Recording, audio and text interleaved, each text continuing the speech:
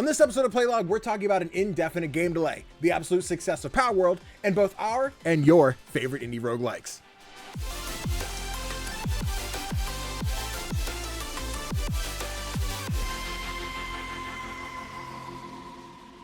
Mics are hot. Don't incriminate yourself. Oh, We just started. I'm gonna get demonetized. I'm gonna leave it in, or I'm just gonna add censor beeps. It's be like beep beep. nice. Hey guys, CGDannyB back again with another episode of Playlog, the podcast where we talk all things indie gaming. But of course, I can't talk indie games alone because that would be so boring. So alongside me, I've got my partner in crime, the Play Nice Kid themselves, Tofr. How are we doing today, Doug? I'm doing okay. I finally got my room in order, so you can we see like some of my geeky stuff in the background. Yeah, it makes me happy. I love that. I've been like annoyed, right? Because I have this blue spot right here, and just off camera, I have a Shovel Knight disc plate that says "Go shovel it," and I just don't have any disc plate magnets to move it down. I've wanted to move it down here for like a year, and I'm just too lazy to go buy magnets. So Displate, if you're seeing this and want to send me some free magnets and maybe some displates, let me know. Oh, Creator, can we talk about some sponsors for a video, maybe an extra discount. Anyway, we'll wrap up that later. But, yeah, no, I love having the stuff behind me. Usually my head blocks the other shit, but yeah, we living, we dreaming. We just had like a 20-minute conversation about what the script was, but then talking about like Deadpool and Wolverine, and then RDJ doing blackface, and then what a time. But good times. yeah, we're always having good times over here. Always great times. Before the great times continue to roll, real quick, don't forget, in case you missed it, I did just release my review of Creatures of Ava over on my YouTube channel. Listen to me talk about this cool open world game about saving creatures rather than capturing them. The video is available over on youtube.com/CGDannyB. So if you go check that out, be sure to leave a like and a comment because it would really help support the content. We keep reviewing cool indie games. Also, don't forget, as a part of the podcast, we'll be doing our monthly book club where we'll go back and replay some indie classics or finally get around to some modern indies that we just haven't played yet. For the month of August, we'll be reviewing Kentucky Route Zero, a magical realistic adventure game about the secret highway running through the caves beneath Kentucky and the mysterious folks who travel it. So if you want to get involved with the episode, play the game this month and then head over to our write-in form in the description and give us your thoughts on Kentucky Route Zero for our August 27th episode of Playlog Podcast. You started Kentucky Route Zero yet? No, I'm doing the thing I did last month, where I'm just waiting. Same. I still have plenty of time. Exactly. Same. The month just started. We got 21 days. I think I thought about it the other day because we're not talking about it in the episode at all. I was supposed to stream Bo Path of Teal Lotus twice in the last week. Saturday, some family stuff came up, so I had to cancel the stream. And then last night I was recording, Monday night for viewers. Our internet, like we had a Comcast outage, it went back up, but then our upload speed just didn't want to cooperate. So for like 30 seconds, I'm like, yo, chat, what's going on? They're like, Danny, you're lagging like a lot. I answer somebody's question, and then like 10 minutes later, like, I just got to you answering my question. I'm like, oh my God.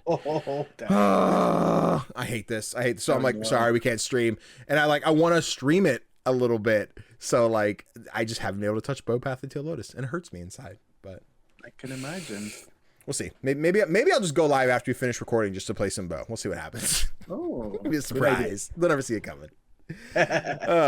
Now, to break the ice, remember, you can write in the show and ask us your questions about gaming, content creation, about life, etc. And we'll read it right here on the show. I have quite a few of you guys sitting there in the backlog. So in case you're listening, like, why hasn't Danny read my question? We'll get there. I have like 5 pages right now. I'm going to get you. But shouldn't make you hesitate from writing in, so please be sure to write in. Just like V Swede did, V Swede writes in and asks, out of all of the gods in Hades, which one would you want to go on a romantic date with, and why? Let the debate commence. And then he put like the evil emoticon, like the greater than colon like capital D deal. This is tough, dog. This is tough, right? I don't know if you have an answer yet. I don't know if you just like, okay, go for it. Oh yeah, it has to be Meg. Okay. Just the voice alone. That's valid. Do you follow her on TikTok? No, I don't. Oh my gosh, she's a menace, but I love her for it. She'll just like, people will comment at me like, say something mean in the Meg voice. She'll be like, "You're a piece of scum, you little shit." I'm like, oh my gosh, you can't do this to me. I'm finding out things about myself. And then like, in a weird, like, not sexual way, right? Like, I feel like you can't do that without it coming across sexual. But like, for the hooligans on the internet, of course, someone's downloaded that and saved it to a file. Like, I'm saving this for later, but not to take over your Meg conversation. I get it, though. I get it.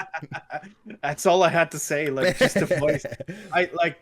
There's like most of the gods in Hades. I'd take on a romantic date. They're so hot, dude. They're so hot. All and the I've gods in heard Hades. I've heard that they're even hotter in Hades too. Listen. Some of that art step the fuck up. I feel like Aphrodite's the default because she's the naked one, but like never really my cup of tea. But her Hades 2 art fucking rocks. It's so much cleaner than the first one. I love it. That being said, oh my God, this is difficult. And I don't want this to speak any kind of volume about me as a person where I'm like, I can't pick between which women I love. Because listen, as someone who's been single for so long, that ain't it. That ain't it, Chief. We're going to go with fictional characters. Leave me alone. but in the first game, I'm a sucker for Nyx. She's got that mommy energy, dog. And then I ran into a Nyx cosplayer at PAX this year. And I was like, I think she was one of the first ones I walked up to, like, hey, you have an awesome cosplay. Can I take a picture? And as we did it, like, I ended it with just like, I just finished my first like playthrough of Hades.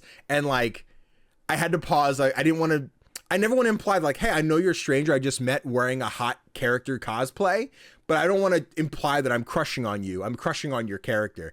So I forget what bumbled out of my mouth, but I was basically just like, yeah, I think your character's hot. So, and I was like, oh, I'm so fucking dumb.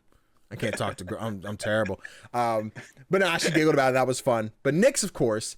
But then like the Hades 2 equivalent of Meg being Nemesis. And I think Nemesis could crack my skull open like a watermelon and I would apologize. You know what I mean? I'm going to like, Google that. Oh my God, dude. Oh my God, Nemesis is such an hold on. Nemesis. Yeah, I got pull up. Okay, I see. Yeah, I see. you know what? I get it. I get it here for the audio listener or the video listeners out here. Open image, new tab. This, if you haven't played Hades 2 yet, this is Nemesis. She is so mean to you. She will insult you every time you die, and I'm here for it. Oh yeah, dude, she's constantly just like, wow, you didn't make it past the first level. That's crazy. You should try harder. Or like, and there's so many other ones, right? She'll just constantly be telling you about like how much you suck. And I'm like, damn. Yeah, okay. Yeah, I get it. Do it again. Do it again. Yeah, like the first link I see when I Google her is Hades 2's best girl is Nemesis. She's pretty lit. Yeah, I think if we're being like, gender neutral here, and I'm going to go down like, yeah, guy's kind of hot. Dionysus from the first one's pretty bad. But also Ares in the first one. He's one of the few I'm like, damn, they didn't put him in 2. I'm like, I'm really upset about that. I want more. He was like my go-to kit, but also he's got that dark, like, ooh, you're a mysterious guy. You're mysterious. I see you. Tofr, I get closer every single day to thinking I might be bisexual, and I don't know that that's true, but I can just acknowledge an attractive man. You know what I mean? But listen, Hades is probably the game that did more for bisexuality than any other video game. Damn right. Let us know in the comments who your favorite Hades god is and what romantic date would you take them on. It better be good because these are gods. They ain't looking for the cheap stuff. That McDonald's date ain't gonna cut it. But anyway, I don't have timestamps on because this episode is going to be loopy for us, but that's okay. So we'll jump into the quick indie news. We have 4 articles / news updates today. The first one not being fantastic. Prison Architect 2 is delayed indefinitely. This one is from, there is no author on this page. It's VGC. Where do they put their authors? Is it at the bottom? I want to give credit. I can't give credit. Here we go. Tom Ivan at VGC. VGC. It's at the bottom. Cool. Let me pull up. I don't usually pull up the articles when I read them, but we'll do that. Prison Architect 2 has been delayed indefinitely, just 1 month before the game was due to release. It marks a third delay for the 3D successor to 2015's Prison Management Sim, which was originally scheduled to release for PS5, Xbox Series X and S, and Steam on March 26th, before slipping to May 7th, and more recently to September 3rd. Quote, our continuous internal review and beta test group have highlighted areas that we need to focus on more, mainly performance and content, which we need to address before launching to ensure that you, the player, get a good experience in the game. End quote. Reads the message attributed to the Prison Architect 2 team. Quote again, we need to raise the quality a bit more to meet the standards we'd like to achieve with the sequel. We are confident that the sequel to Prison Architect will be great, and we're looking forward to showing you all the new ideas brought into it, the switch to 3D, multi-floors, and new behavior systems that all bring a new dimension to the game and open new gameplay possibilities for the players. However, we want to make sure the game lives up to the franchise's legacy and is released in a state that satisfies both you, our player, and the Prison Architect 2 teams at Koku and Paradox Interactive. End quote. Paradox said it will be refunding pre-orders on all platforms, and the pre-order item will now be added to the base game. It's been a difficult year for the Swedish developer. In April, Paradox announced the customers who purchased City Skylines 2 first DLC would be refunded, with the content set to be added to the base game for free after being rushed out in an unsatisfying state. Future paid DLC and the game's console version were also delayed again, and in June, Paradox announced plans to close its Tectonic Studios following the cancellation of the life sim game Life by You. You a Prison Architect guy? You play Prison Architect at all? I dabbled in it when way back when it was released. Yeah. But it felt like a game that you could sink hours into, and I didn't have the time to do that properly back then. Fair and enough. I never managed to get back to it. But it seemed really like a really interesting concept to me. Yeah, I was always more of an escapist guy than Prison Architect. That was usually more my speed, and even that I've never beaten the first level. I suck at that game. Maybe nowadays I'd be better at it. But this is one of those ones that, like, I hate seeing the indefinitely. Delayed indefinitely always sucks, because that usually shows some kind of behind the scenes, like, most of the time leads to layoff and studio closures. I'm hoping that's not the vision here. I'm hoping that's not what we're expecting. It doesn't seem like that's the expectation, but also 2022, 2023, 2024, the games industry has been layoff central. Like, it's a lot. Yeah. So I again never want to put that on. Hope that's not the case. But obviously they're just not satisfied with where the game's at, and the cancellation of the pre-order is the interesting thing for me, right? Because that gives me that pit in my gut where I'm like, ooh, that doesn't feel great. Because if you're delaying again, the pre-order shouldn't go anywhere. Just whenever the game's ready, like, there's the pre-order, right?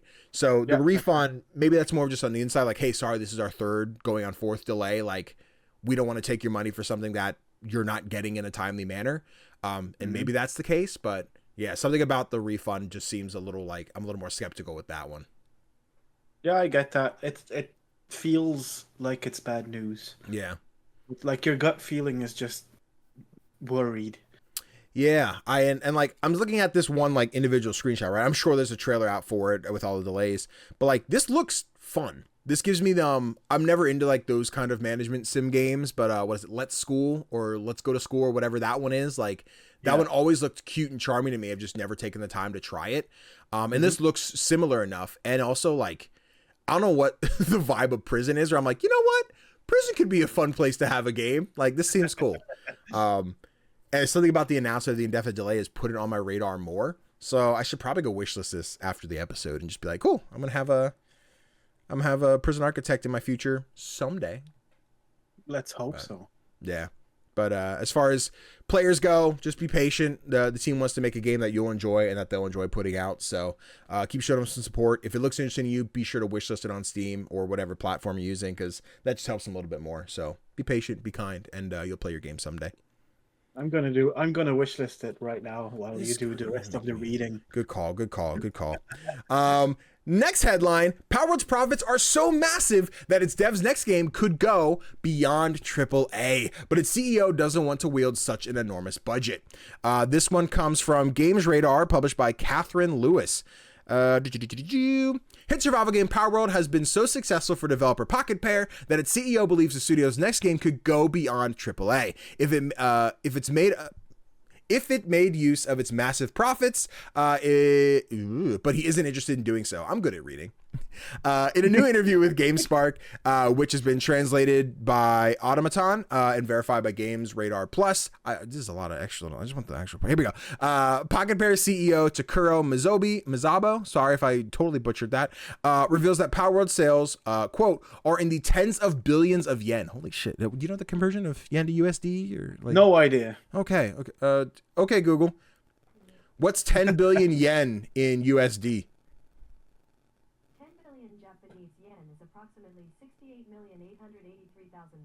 In case it didn't come through, $68 million.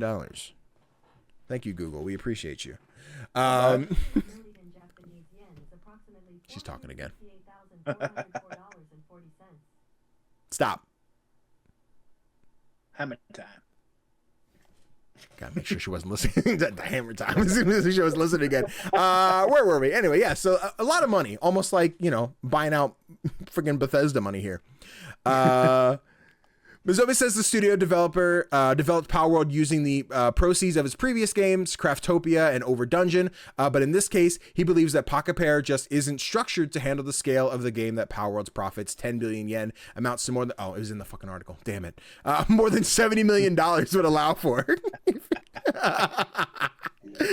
Oh, man. Quote, if we were to develop our next game based on these proceeds, as we have done in the past, not only would the scale go beyond AAA, but we wouldn't be able to keep up with this in terms of our organization maturity, or better put, we aren't structured for something like that at the time.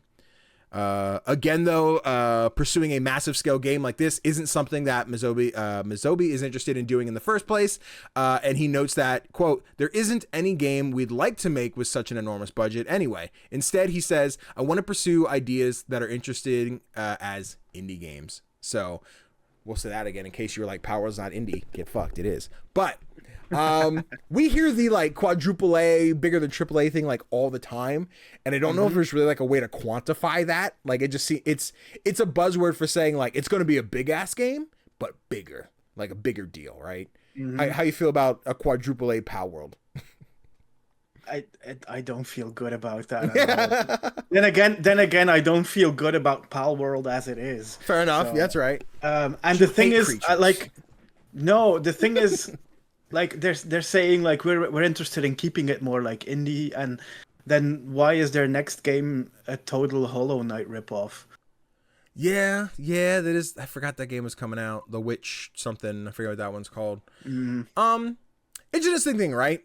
Because I like how self-aware they are. Like I think they had the same conversation when they did a partnership. Oh God, it was weird thing. I think they did a partnership with the game. With Xbox, and then like the property, they have a partnership with PlayStation, so like music, shows, etc., like basically building a Pokemon company for Palworld through Sony, not PlayStation. Was like an interesting move for them because like they like, hey, we have a bunch of money and we could do some stuff with this, but also I don't think we're going to touch that just with like how much we might fuck it up. We just want to exist. I like the idea that they want to stay, air quotes, smaller. They want to stick with like the indie vibe and not like, let's go some astronomical, big, crazy AAA, quadruple A like experience. I wouldn't mind if we did like a Palworld 2, just a little bit bigger, polished. Maybe we skip the early access, go into full release type deal. Oh God. Sorry, I didn't close the article and y'all can't see it. Well, now you can. There's just a giant CJ took over the article. Like I don't know what happened here, but it's... Thanks, CJ. Shit. Here we go again. But yeah, no, I would love to see what plans they have. You had already mentioned they're like Hollow Knight ripoff, and I'm a weird case where like I don't always love ripoff because I feel like so many games are the same, but this is a case of like I'll argue for Palworld every day, how it like kind of differentiates from Pokemon, et cetera. This one, what I played of the demo is very like unapologetically like Hollow Knight in both vibe, gameplay, and etc. But then I look at like Constance, which is like, it is Hollow Knight. It plays just like Hollow Knight, except it's pretty and it's colorful and it's about a paintbrush and it's got more of the things to do with depression and whatnot. I'm like, this looks awesome. I can't wait to play Constance. So I guess I'm a little more lenient on that. I can't say I'm driven to play this next Pocket Pair game. I'm like, I can just go play Hollow Knight at that point, or, fingers crossed Silk Song someday at that point.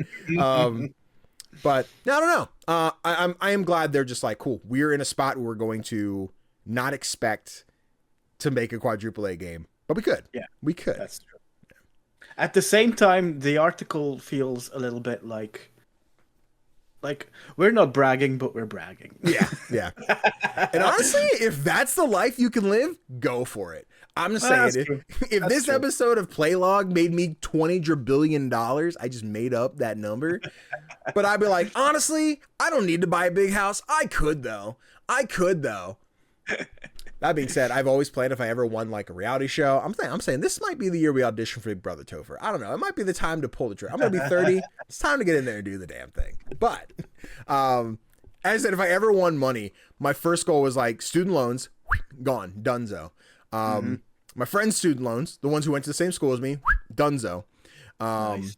And then parents' house. I really don't know what's going on with the mortgage, whatever it is. I've had like my goals of money, right? So if I made that money, I'd flaunt it a little bit, but also it's the internet, so I'm afraid to flaunt it. I'd be like, oh, please don't come to my house. Please don't come to my house. Go away. Maybe I'll buy some attack dogs, you know? That's what they do with. We could like money. Go for a creator house. We could like, listen. You come to the US. You imagine we just get a big ass house that just has a fucking Playlog podcast logo on the front. That'd be so ugly, but I'm here for it. I have that problem sometimes. I'll roll around like at our local like strip mall. There's like a 24-hour fitness that closed down, but they have like the realtor thing on it. I'm like, I don't need this, but what if this was my office space? This would be kind of lit. I feel so mature. I feel like an adult for having this, but I have my like this. I don't need that, but we'll see one day. But yeah, let us know what you think of a big quadruple A Palworld. And if you don't know what that means, it's okay. None of us do. Third article here. SquidShock Games launches a Patreon to follow through on Bow Path of a Teal Lotus plans. In case you guys forget, last week on a previous episode we talked about like the Humble Games thing. I think I failed to clarify Humble Games versus Humble Bundle. Humble Bundle, separate thing. That's still fine. Humble Games, the publisher, was the one that was going through like the situations, or just in case there was a misconnection there. Humble Games is the one that shut down. But this article is from Justin Carter over at Game Developer. As previously announced last week, SquidShock Games has launched a Patreon campaign to continue post-launch support on their debut title, Bow Path to Teal Lotus. The restructuring of publisher Humble Games in late July has resulted in SquidShock missing, quote, critical post-launch support like updates and console patches. With the studio's future uncertain, it'll rely on crowdfunding for the time being. Quote, we've explored every possible option to deliver the future content we had planned, end quote, explains SquidShock, and decided to, the quote, end quote thing is always so weird for me because I never know like when it's going to pick back up. I have to figure out like the proper way to do that. But quote, and decided to create a Patreon for those who would like to support us. There are 6 tiers that range from $1 to $100 a month. Benefits range from early access to development updates, build demos and beta tests to being listed in the game's credits. While crowdfunding for a game or publication is nothing new, going that route after the partner abruptly collapses certainly is. Currently, SquidShock is the only ex-Humble partner with a clear plan for its future after the restructure. Bo was initially a Kickstarter-backed game, so in a sense, this brings things full circle. The developer acknowledges it's a, quote, sad time in the industry, end quote, and put a blame on Humble's now departed staff. At the moment, it appears the focus will be solely on Bow Path to Teal Lotus. Steps are being taken to regain access to its console version, and SquidShock indicates it has so much planned beyond updating the game. Okay. Yeah, you like Patreon, or? I do like Patreon. I think it's a good way to support artists that you believe in. I'm a firm believer. Like I read this book once by the American singer Amanda Palmer. Okay. The Art of Asking, and okay. It's an autobiography, but it also talks about like what it means to like ask for help from people, and that can be in personal situations, but that can also be in your professional situation. And she made the comparison then, like she had an album that she wanted to release, and her label didn't want to do it. Yeah, they said we want you to get to like this amount of money, and with the music that you've written, that's never gonna happen. Damn. So she then went to crowdfund the album. Okay. Released it, and she became the most successful crowdfunded project ever, I think. And she got the exact amount of money that the label claimed that she wouldn't get. Okay. And the thing is, she asked for help. Yeah. And people were happy to give her that support. Oh yeah, that's not the artist. I don't know artists like backstory stuff like that. There's one on TikTok that was like, "You're running up that hill." Well, what was it? That's Kate Bush. Okay, cool. I had no clue. I know she killed it, where she like, I think she like wrote, published, scored, did all the stuff, and like all the rights were hers. I'm like, yo, she killing it. She doing that boss bitch shit right there. She was in it, dog. She came ready. I was like, damn, she killed it. She's ready. So I was like, oh, I might know this. I have no clue what you're talking about, but no, Patreon's such a, like, I'm subscribed to like the Kind of Funny Patreon. I listen to them like daily, weekly, and if it's not daily, I'm playing catch up and watching like 5-6 episodes a day. I've sat and had the thoughts about doing a Patreon for Playlog and wondering like what that translates into. I've always been like gung-ho on like, if we would do a Patreon, not only would they be able to fund like me and you, like as people doing the project, giving some kind of like financial gain from it, but also increasing production on the thing, giving audience content that is additional to this. I would never like paywall Playlog. I would be like, all right, now that you're paying for it, you got to do this or the other. Maybe if it's the, hey, Wednesday you get the episode early type deal, or if it's like we did a post show and they would get that after the fact. I've sat and thought for a long time, like if we would ever start a Patreon, what that looks like in terms of giving viewers the same experience they have right now, this very second, without taking that away from them.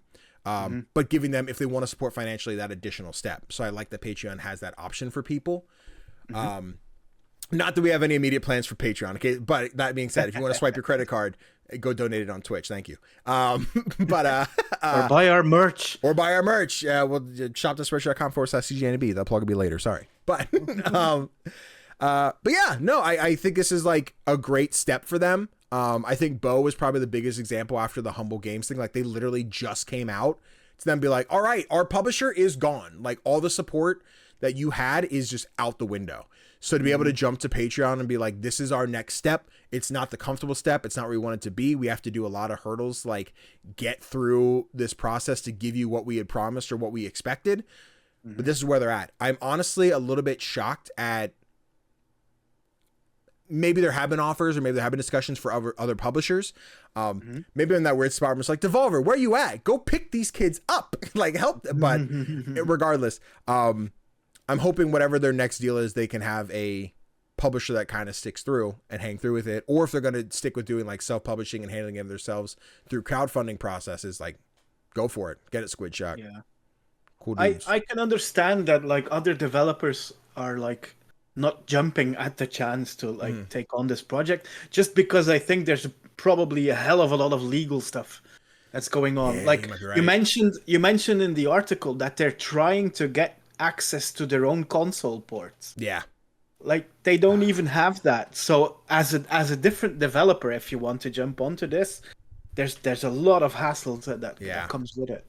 Yeah. And actually now that we did talk about that last week, that I can't think of the company or the third party one that's taking over like the extra like coverage from the Humble Games like Fallout. But yeah, you're right. There's probably whatever's falling through with that. And I'm assuming that company still has to be paid, which is probably where the crowdfunding is going to. Speaking totally out of turn, I have no clue, in fact, like what's going on there, if the studio's already been paid or whatever. But that's my assumptions at this point.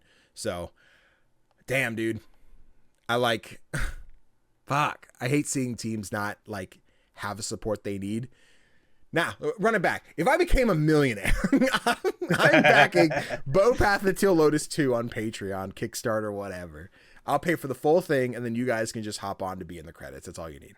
But, if you became a millionaire, there'd be like Couch Gnome Games Limited. Listen, again, another speaking out of turn out loud here. There's been the like, what if I did develop a game one day? And I'm like, well, I was like, Nomi Games might be like the brand, you know what I mean? I just get like a little angry gnome with a controller as the logo type deal. But you know, there's ideas percolating. I'm nowhere in a spot where I'm ready to make a game, but also like maybe one day I'm like, let's throw it in a pot and see what happens.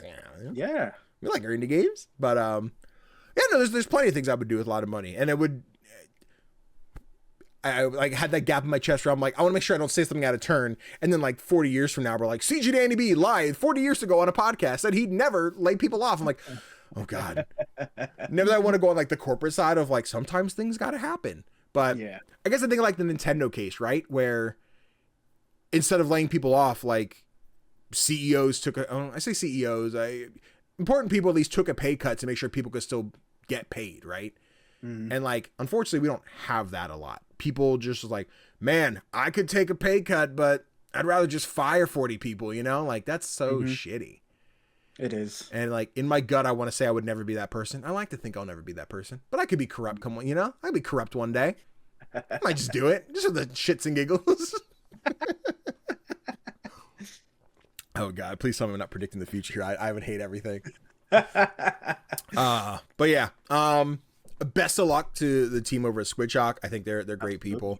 I've would love to say I've played more Bow Path than Teal Lotus, but I still just have the demo progress. Also didn't know the demo progress transferred over to the full game. So I went to load it up the other night. Ooh. I could have picked it up, but I played that like 3 months ago. So I want to start fresh, but good thing to know. But yes, good luck to you guys over there. Now for our final headline, a really short and quick one. Let me open the image so I can do a fun little thing. Vamping, doing the thing. Go.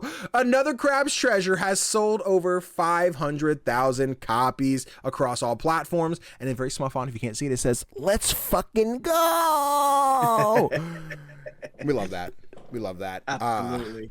Did I forget, you played or did you touch another Crab's Treasure at all? Or... No, it's a Souls-like. I don't touch Souls-likes, but I'm happy. I'm happy for them because, like, apparently it's a really good Souls-like, and I think, and within a genre that's dominated by like these dark, fantastical worlds. Yeah. And then they come along and they're like, "Hi, we're the Little Mermaid, but Souls-like." I love that. Yeah, dude. I had a blast with this game. I also don't like Souls-likes. We've had so many conversations. I think my buddy Kanai and I think Chris also just started like replaying Dark Souls Remastered. And they'll be like, "Oh, did you pick up this thing? And like, how does this thing work?" I'm like, "Oh my God, my brain's melting listening to it. I hate these so much." Granted, I want them to have their fun. I hope they're enjoying their game. That being said, I don't like Dark Souls. I don't like Elden Ring. Sekiro, I'm kind of lukewarm on. I had a decent enough time with it, but also, I said the other day, I'm like, I think if I went back, I could probably kick ass in Sekiro. Because I've gotten so much better at parrying in other games. I'm like, I think I could do this. I think I could do it, but probably won't. But no, I enjoyed another Crab's Treasure. I thought it was, though it was challenging, the accessibility options that you had. I never used the gun on a boss. I wanted to get those skill checks and knock him out. That being said, when an annoying crab got in the way that was blocking my path or I couldn't jump on a platform, I would whip out that gun, bam, and then put it away. Like having the option to go through and blitz through bosses if I wanted to and needed to was nice. And I think that's one of the things with like the FromSoft games where they're like, we design these games to be hard. If you don't like it, tough. Where I'm like, that sucks. That sucks as a mentality. I get it. Create the art you want to create. But also I'm just like, I wish we didn't feel that way. I wish there was the option. Because if I could have accessibility options on, I probably would have played through Dark Souls, Bloodborne, everything else. But I can't. So I won't. But yeah, but if you add accessibility, then all of the boys on Twitter will cry. You're right. You're right. And I don't want to see those gamer boys cry, Tofr. I really don't. You know how demasculating that would be? If someone else could finish the game they love, that'd be insane, dude. I couldn't have fathomed. Right? I mean, just get good, you know? Yeah, that's the mentality. This is why people don't like your games, guys. This is why people don't like you. Go take a fucking shower, and then we'll move on, okay? Fucking. I'm sorry, I didn't mean that forever. Some of you Souls guys, but not all of you. Some of you are decent. Yeah. But regardless. But that is our indie news for the week, which means it's time to move on to our topic of the show. Tofr. Yeah. There's these games that seem to pop up now and again. They're called roguelikes. You know anything about these roguelikes and whatnot? I had a hard time getting into roguelikes. I did as well. Because most of the time roguelikes are pretty difficult to get into. And it's their gameplay is based on repetition. You learn and you get better at them. And I never learned from my mistakes. Yeah.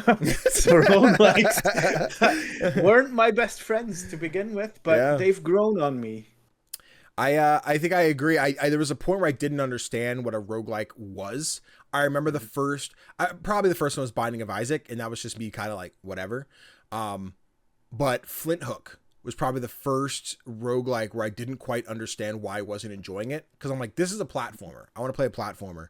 And then when it wasn't necessarily just a platformer, I kind of like got away from me. Then I played a few other roguelikes. I'm like, oh, I get this now. I've wrapped my head around what I'm doing wrong and how I'm supposed to look at this game. And from there, I went back and played a little more Flint Hook. Yes, you want to say Flintlock. That's the other new one. But yeah, I'm like, okay, now I get roguelikes. Now I understand me dying and losing is kind of the flow of it. Like, but learn what I can. And now we're getting into roguelikes versus roguelites. We're being pretty neutral here. They're the same thing in this conversation. Don't sweat it. Don't be one of those guys. They're the same thing. But yeah. People love roguelikes. I think it seems to be a lot of devs like first go-to. We're like, it's our first game, we're going to make a roguelike. And I'm assuming there's, pretty nice accessibility options for making generative stuff. It kind of just does its own thing. But also, roguelikes are fun. They're addictive. And I've lost many hours of sleep to roguelikes that I've played in the past. Probably some I can't even think of. And I'm like, shit, I did play that once upon a time. So today we were going to talk about our each 5, but 10 favorite roguelikes, along with some honorable mentions. And then I also made a little Instagram story and tweet so I can hear from you guys what your favorite roguelikes are. But I just read a bunch of articles. So Tofr, you want to start with your one of your favorite roguelikes? Maybe not your favorite. Yeah, however you want to tell your list. I'm gonna start with my favorite because it's the game that like allowed me to get into roguelikes, and that's because it's a deck building roguelike. Yep. And that's Slay the Spire. Yeah, baby, you love that game. I do. It's probably the roguelike deck builder so far. You can see the board game version right there. I was gonna make the joke that the camera is backwards. I'm like, that's it, and I couldn't think of how to say slay backwards fast enough, so I burnt out. And then No, but basically Slay the Spire is a game where you use your deck of cards to beat increasingly difficult bosses, and it works so damn well. And the reason that this got me into roguelikes is because it's turn-based. Yeah. I'm still not that good at like games featuring a lot of action. And turn-based allows me to think for a while before I do something. Absolutely. So this game was like eased me into a genre that's become so popular, and like its legacy is just huge. The fact that the developer behind the game, Megacrit, that they were one of the companies behind the AAA initiative, for example, just tells you like what an impact this game has had. Yeah, it's still one that I've dabbled. I've played Slay the Spire, but I would never say I've like committed. I haven't played through, right? I've maybe put like an hour or so into it.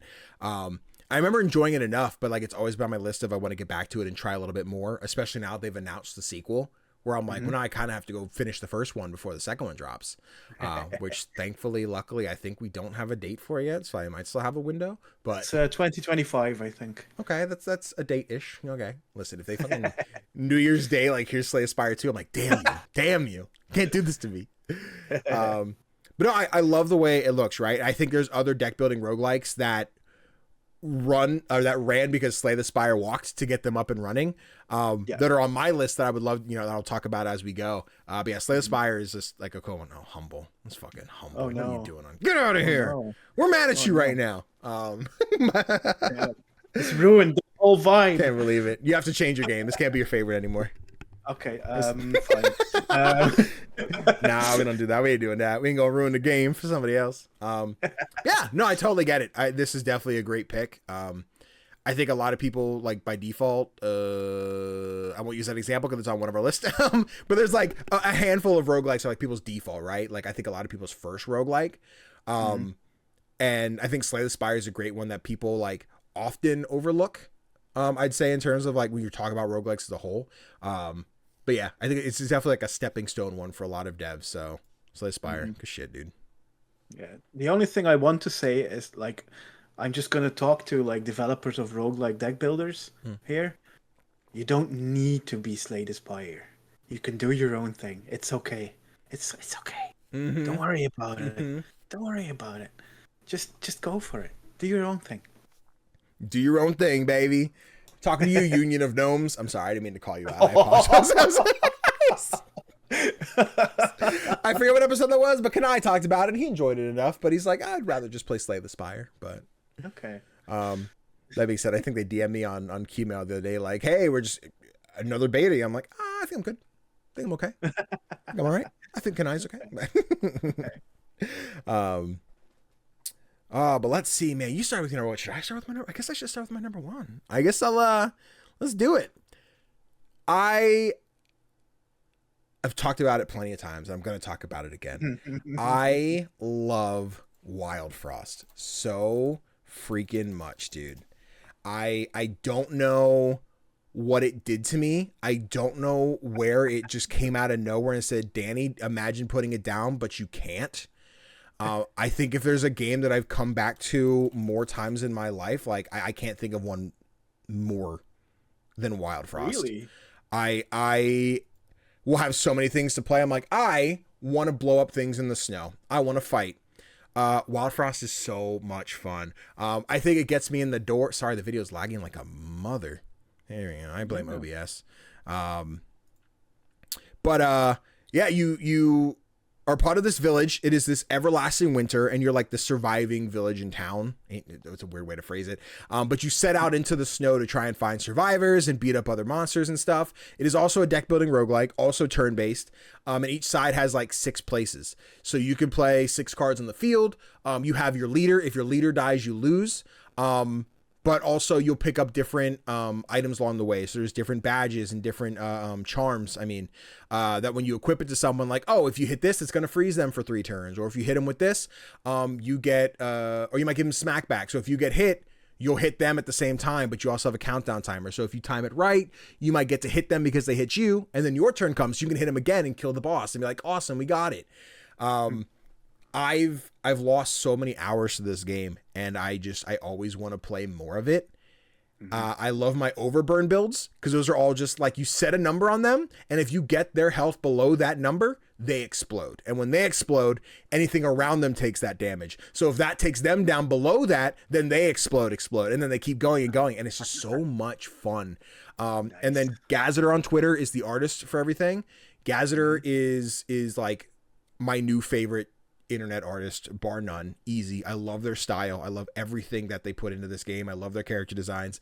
I follow them on Twitter and Instagram. They're always posting their new stuff, and I'm in love with it. So Gazeter, if we ever want to talk about doing like a cool CGDannyB themed like banner or something for my channel, like let's rap, because I'm all about your style. I'm all about your vibe. But Wildfrost, yeah. I love it. It's a gorgeous game. Like the music is really good as well.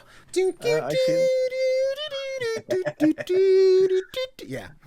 And this is one of those games that like takes inspiration from Slay the Spire without trying to be Slay the Spire. Yeah. And that's why it's so good. It's the first time, like maybe Monster Train as well, but this is the first time with a deck builder that I felt like this is something of its own. Yeah. And I love it for it. The only thing that I will say is the difficulty curve is hard. Fair enough. Absolutely. It's funny because I don't think they've added accessibility options or anything. I think I've done the thing of inherently just getting good because I won't put it down. But I think I'm just, in the way you explain like Slay the Spire of like taking my turn and realizing what I can do and what's going to do this, I'll look at my hand and be like, okay, so I know if I swing this turn, this is going to happen. So if I let this guy hit, it's going to kill this guy. But if I play this guy in front of him, he'll do the damage, and then he'll come in, he'll finish this, he'll take the hit, so he'll die, and blah, blah, blah, blah, blah. And like, that is my path and my routine. And then I think that's just made some of these fights that I know at the beginning were like kicking my teeth in over and over again, like manageable. And I've beaten the game like 3 times. And when you get to the end, it's just like victory ? And I'm like, what do I have to do to beat Wildfrost? And I guess what I looked up and saw on like Reddit is that you have to put on like the challenge modes. So when you finish the game, you get like the purple bell. It's like, if you put on these 3 things, that enemies hit twice as hard, or you take twice as much damage, or blah, blah, blah, blah, blah. I'm like, oh, damn it. I don't want to put those on. I want to keep enjoying, and this game's already hard. It is. But I'm like at the point where anytime I load it on, I'm going to put those on just for the sake of like, I should try and beat the game. And if I can finish the game and then just not put it down again in the future, I love Wildfrost. I love it so much. And I think this one's on Switch as well. I'm afraid if it comes to PlayStation, I'll want to get the platinum and then it'll just be unachievable, but I won't give up. And then I'll never platinum another thing in my life because I can't get platinum Wildfrost. But I want a board game version of this. Dude, oh my God, that'd be so much fun. That'd be so much fun. Oh my God. I had said in my Game of the Year video, if there's ever a physical copy of these cards, I need a set. I don't plan to play with them. I might get one of those really cool collector's cases that has like 25 cards and you put them up in the display. I would love that so much. Absolutely. That'd be so cool. Yeah. Deadpan, where we at? Give me my cards. I want a set. I need that big berry bitch on my wall. What are we doing? Oh, man. Anyway, I talked about Wildfrost for a minute. What's your next roguelike? I'm just going to do them in order so you can put the video on. Good deal. Or the YouTube watchers. My next pick is a Wildermyth or Wildermyth. I don't know how to pronounce it. I've said Wildermyth. I think Wildermyth sounds good. I think so as well. Yeah. This is a game that I wanted to put it in my underrated games in our underrated games episode, even though it has like 15,000 reviews. Damn, but I still think that's not enough. Yeah. Not nearly enough. Because this is a phenomenal game. It's all about storytelling. And about the characters that you create and the legacy that they leave behind. Yeah. The thing is, like, the worlds that you travel in are procedurally generated, but the stories are written by humans, and it really shows. It gets into this really satisfying gameplay loop where you have to defend like certain locations, and then you have these fights. And the cool thing is that like the fights have lasting consequences. For example, there are moments when your character is down, and you can choose: do they go out in a blaze of glory, or do they like take the hit and, for example, lose a leg? Oh no! Yeah, and you'll get new characters that get introduced, and your party gets to continue its adventure. But then the characters from one adventure can also be introduced in other adventures. So they become these kinds of legacy characters. Yeah. And it's so cool because when they enter your this different story, you're like, oh my God, that's this person. That's so fucking epic. That's really cool. Yeah. It's another turn-based one when it comes to combat, but it's so good, and I need to get back to it. Like I've played it for a number of hours, but not nearly enough as well. Yeah. It's coming to consoles. Let's go, baby. Let's go. Yeah. Console plebes. Let's get it. You had mentioned like the story moments, right? And like I think of Moon Hunters, which is not on my list, but it probably should be. It's a great multiplayer one. But like in a game like that, you have these narrative beats. You're like, oh, I ran into this NPC. I know they're going to offer me this, and maybe that changes the number or the element or whatever. So like, are you seeing those story elements like repeated frequently? Like if I go in, I'm like, oh, I found the dude in the forest. I know he's going to offer me a magical fairy sword or something like that. Or are they pretty varied? Like how often are you seeing the same one? It's really varied. Okay. Like, because the worlds are procedurally generated, you never get to experience the same thing twice. That's awesome. Maybe if you like play a lot of different stories, then the same beats might come back. Yeah. But I don't know that because I haven't played it enough yet. Fair enough. But there's so much variety and there's endless replayability here. It is. This one I haven't touched. I know I've seen it before, and when you put it on the list, I knew I saw the title, but I was like, I can't think of what the gameplay is. And then I saw the book. I'm like, right, I do remember this like at probably a Nintendo Direct or an Indie World Showcase or something like that. I'm like, okay, cool. Yeah, this looks fire. No, really I did not say Google. No, it's really cool, and like they just finished development on it on PC. They actually posted a goodbye message. Oh no shit! Yeah, but at the same time, it's now finally coming to consoles. Hell yeah! So I'm hoping that it gets picked up by lots of people. Yeah, dude. I definitely interested in checking out this one. Looks cool. I love the style. I love a good like storybook come to life kind of situation there. So yeah, this one's really dope. I'm for it. Nice. All right. What's your next pick gonna be? Man. Well, my next pick is gonna be the one I'm sure everyone thought was gonna be my number one, and that you may never have heard me talk about this game. It hasn't come up. It definitely won't come up again later. It's once in a lifetime. But Moonlighter. I love Moonlighter. Digital Sun's become one of my favorite devs solely for Moonlighter. I even played the Mage. Well, I've yet to play Cataclysmo. I need to fix that. I need to go fucking play Cataclysmo. But they did a Riot Forge game, Mage Seeker, where you play as Silas from League of Legends. And though it's not quite the same, you can see the roots of the combat in it. But Moonlighter was one of those games where I was like, I wouldn't say I was like the indie guy yet. I was playing a lot of indies, but I never really focused on them. But I remember like opening the Switch, opened the eShop. I saw this game was on sale for probably like 50% off. I'm like, let me just see what this is about. And I lost so many hours of sleep to it. It was, I always tell the story of like, all right, I'm going to go to bed. And by go to bed, I'm going to go lay in bed and play on my Switch. And then you get that like moment in time where like you get the blink on your Switch, like 5% battery. I'm like, okay, do I save and stop or do I plug this in and keep going? And it was always plug it in and keep going. Of course.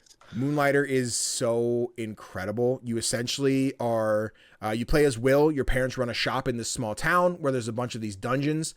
And you eventually inherit the shop. And the whole thing is just like, oh, well, it's my parents' shop, so I got to run it for them. But you just want to be like an explorer. You want to be a dungeon diver. So you end up doing both after your parents pass. I assume pass. I don't know if we saw if they're dead, but they're definitely not working at the shop. So you, during the day, you run the shop, you sell items. Then at night, you go into the dungeon, you collect monster parts, you beat bosses, everything else. And then all the stuff you collect, you bring back to sell in the shop. And then in the shop, you have a fun mini game of figuring out the prices. Now, a guy who's already played through the game and done this whole thing, I use the wiki. I ain't got time to waste my money. But my first time through, I put so many hours because it was the guess and check, where you'd go on the shelf. I'm like, I got this rock. I'm going to put it on the shelf for $1. And then someone comes in, they pick up the rock, and they have a little speech bubble. And there's like 4 different ones. There's like, oh, this is a perfect price. This is, oh my God, this is so cheap. What a ripoff. Like, this guy's dumb. This is way too expensive, but I'll buy it. And then there's like, what's this guy charging me? This is insane. I would never pay for this. So like someone picks up the rock, they have that perfect face. You're like, awesome. I know a rock costs $1. Every time I sell a rock, I sell for $1. But then you'll get like cool like tomes and stuff that come in. You're like, I'm gonna sell for 300, and they get that like steal button where I'm like, oh my God, I charged 300 and that wasn't enough. I don't have another one of those. So I'm like, let me close, reload, do it again. I'm like, let me try for 3,000, and they're like, ah, man, that's still a good deal. I'm like, 3,000 still a good deal? I'm like, how much money can I make out of these items? So I love that so much of going in and figuring out like what's something going to cost, and then after that, go and do it again. The gameplay loop is so fun, and then you're upgrading your town and everything. Oh my God, I'm getting goosebumps, Tofr. I'm getting goosebumps talking about Moonlighter, dog. I love this game. Oh my God, the tan is insane. That's disgusting. I need to start going sleeveless. Holy crap. Anyway, unrelated. Okay, I've talked about Moonlighter before. I'll talk about Moonlighter again. I'm gonna spend too much time talking about Moonlighter again, but I'll say every time on Twitter, I will retweet, this game is on sale for X amount of dollars. You are making a mistake by not picking it up. I almost tweeted out yesterday, Wario64 tweeted out the complete edition with all the DLC was on sale for 81 cents. What? It was a misprint. It was supposed to be like 3 something, which is still great. But if you saw it early enough, you could have gone to like the complete edition for 81 cents. And I'm like, fuck, people, this is crazy. Go get it. But that is crazy. I love Moonlighter so much. I'm praying I can go back and replay Moonlighter anytime and have fun. I'm praying that we get like a Moonlighter 2 where like Will's the grizzled old man and it's like some new kid's like, I want to be an adventurer. Kid, it's not as easy as you think. Or like something like that. I just want that so bad. I want it so bad. So after Cataclysmo gets its 1.0, let's talk Moonlighter 2. What do we got to do? Digital Sun, what are we doing? I'm ready. Put me in the game. I want to be. You could be the main character. I'm the main character. Even if they just put like a little blue-hatted gnome in there with sunglasses and one of the enemies, I'm totally cool with that too. Just I want my name printed in Moonlighter history. I need it. I get it. I played it for a while. It didn't catch me in the same way that it did catch you, because It was mostly because combat didn't feel all that fluid to me. Okay. Like I struggled with it I got you. bit. It's also a skill issue. I'm aware of that. Happens always. But yeah, that it kind of stopped me from playing. But I always felt bad about it because it probably has my favorite art direction of any indie game. Oh, it's so I pretty. love the pixel art in this. Yeah, dude. Fuck, I love it. It's so good. I can see where you're coming from with the combat. I definitely I would say struggled at first, but I did the get good and get used to it and just adjust. Once I got the gauntlets, that was my go-to. I think you can bring 2 weapons and swap between them, but I would always bring 2 separate pairs of gauntlets because that is just like, if you ever played Hades 1, which I'm sure we'll talk about Hades in a minute, in Hades 1, you have the gauntlets, and that's how I played that. I think that's my typical style, just like the triple quick punches. And having that in Moonlighter, you can like charge up and then dash across, or you just go like flam, flam, bam, and like that was my go-to. And that's what made me comfortable with the combat. But to each their own, however you want to play. But play the gauntlets. Anyway, Moonlighter, great game. Go play it. 81 cents, not anymore, but. But you mentioned $3. That's still a steal. Yeah, I think like $3.80, something like that. And I forget which website it was. It was one of those cool discount ones, but pick it up.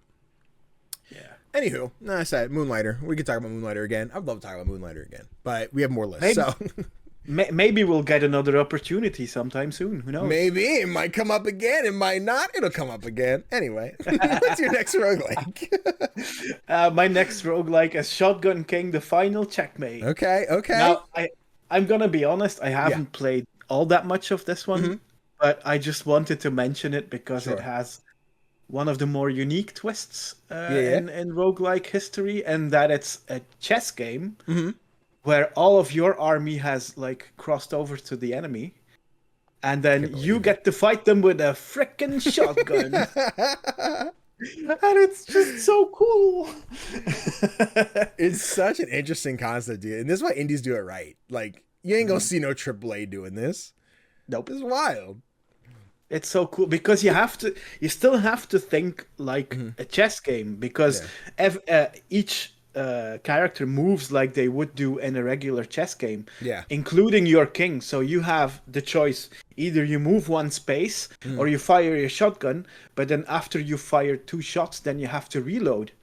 So then there's that as well, and it just gets really interesting. It gets so tactical, and it's a really unique take on the genre that I just loved, and I'm glad that it blew up the way it did when it released. I had a weird one with this. Me and Kanai both checked it out. I don't think either of us really enjoyed it. I can't speak to why Kanai didn't like it. I suck at chess. I am very much a checkers kid. Give me checkers, we're good. Chess, not my speed. I'm not smart enough for chess. I always forget which one moves where. So I think that was probably my biggest move is like, I think it's in that spot with Balatro, right? Where I was like, I don't know how to play poker, so I don't want to hop into this, but it's not very poker. Right. I think if I went into this almost in that same spot of like, I don't know how to play chess, but I can figure out what part of chess I need to know so I'm good at it. I think I could have had a different perspective, but I was a little too just like short fused with it. I didn't quite like, I don't get this. I don't want to play anymore. But like I sit here watching like, damn, the vibe is so there. Like it's so cool. Yeah. It is. Yeah, I don't have that much to say about it. Yeah. It's just a good time, and if you like chess but you want like to do something original with it, this is the game to try. This is the game to try, guys. Go play some chess, some shotgun king. Do your damn thing. Let me pull up this trailer. I wasn't proactive on this one. This next one is my number 3 and your number 4. So I guess we can make this a group discussion. But another roguelike that I played multiple times. I think I played through it 4 times across PS4 and 5. Cult of the Lamb. I remember seeing it announced. I'm like, this looks cute. And then every time we got a new trailer, I'm like, oh my God, this looks awesome. This looks insane. This looks super sick. And in a very similar like Moonlighter vibe, right? Where it is more than just the roguelike. It has the not city builder, but like the city management thing where you have your villagers and they do this, they do that. they'll be like, oh my god, I pooped, but we don't have a toilet, so I'm gonna put it in a bowl so I could eat it. And like, there's been so many fun animations about like the insanity and how absurd these characters are. How they'll turn against you, like, he was our cult leader, but I don't believe in him. And then you put him in the freaking the gallows, right? To be like, don't you ever talk shit about me again. Don't let it happen. Don't you dare. But it's so much fun. It's so many hours. This particular clip of like the cult doing the flip in the air is in the intro for like all the YouTube videos. I almost like want to update it now, but I also don't want to take that out. I love it so much. Cult of Lamb's just it's so much fun. Again, it has the roguelike elements, but then other genres that make it not just a roguelike, but you can do a little bit of everything. And I guess if you're not into all the different genres, it might not hit quite as well. But I hit every ounce of it. Everything. I can't think of a pot. Yeah, I was challenged and I had like hard moments where I'm like, I can't really beat these. I got to try again. But that never was like a, sorry, Cult of Lamb, we got to wrap it up, dog. I was like, nah, my ass is going back in there. I'm going to beat him this time. I can't lose again. Not this fucking Leshy. Leshy can't beat me again. I get it.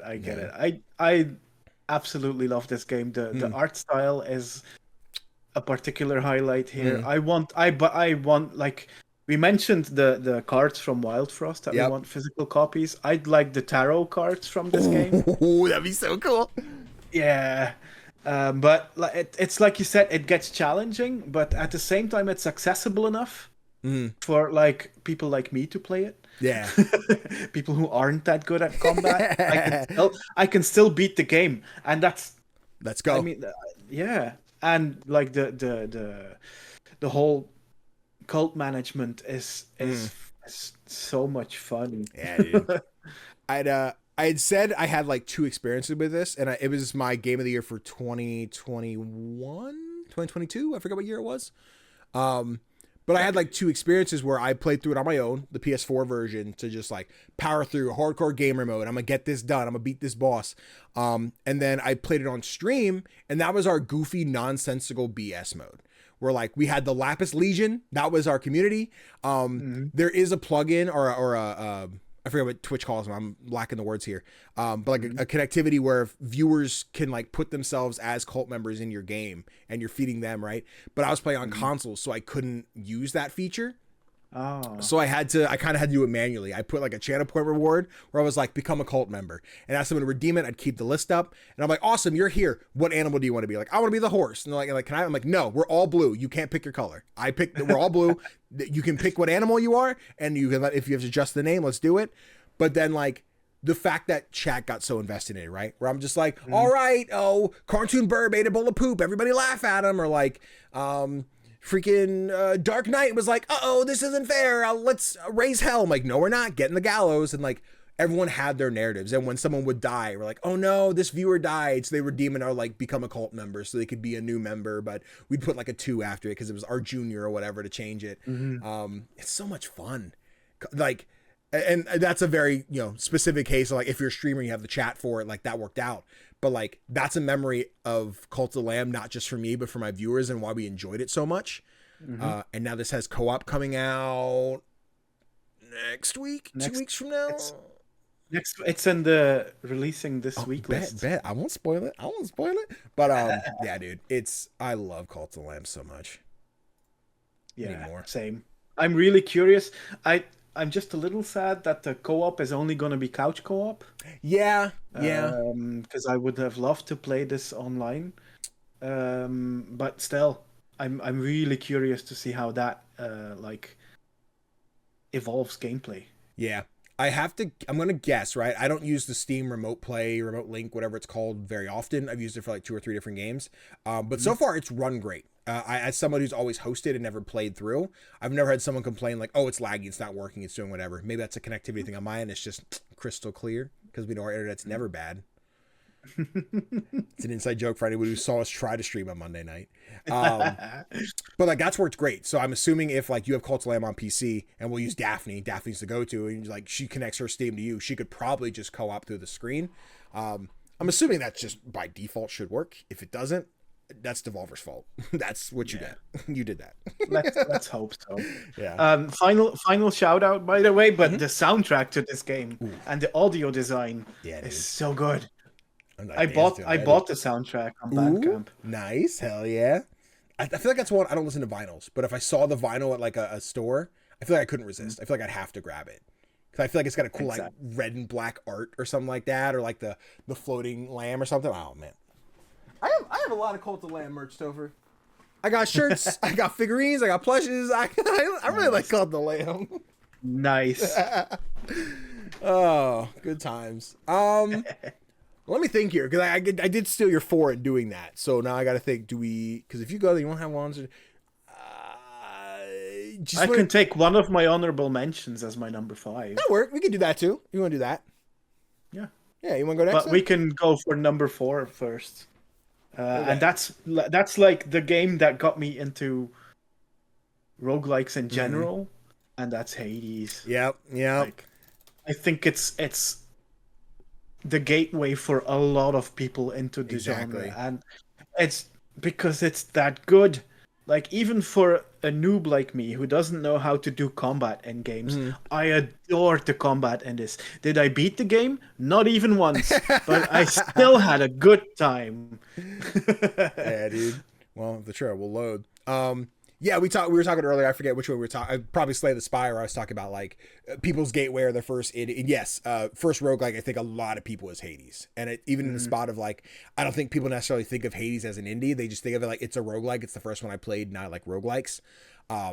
But man, if you're talking like AAA quality, like I quality stuff, like Hades is there, and Supergiant doesn't miss. Nope. I can't say I've loved any of their games in the past. I know my friends, they are suckers for Bastion, for Transistor, for Pyre. Never really my speed, but like Hades fucks. Hades hits hard, and Hades 2 even harder. Like, these are great games.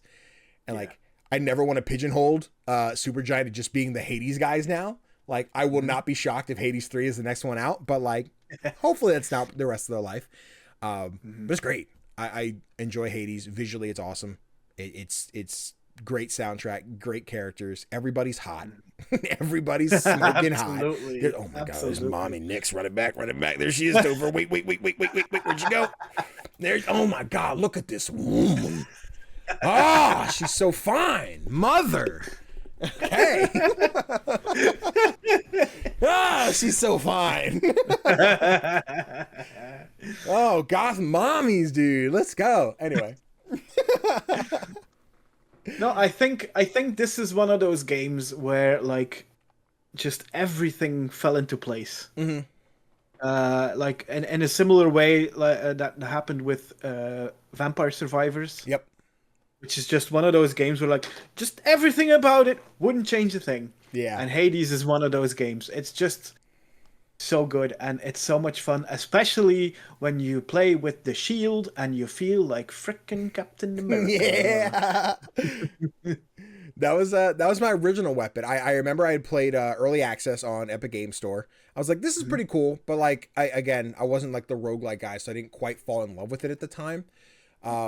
And then my other buddies, they got really into it. It was like their personality. And then it became 2 of my mods' personality for like a year. And I was just like, I got to get back to Hades. I got to find the love that everyone else has.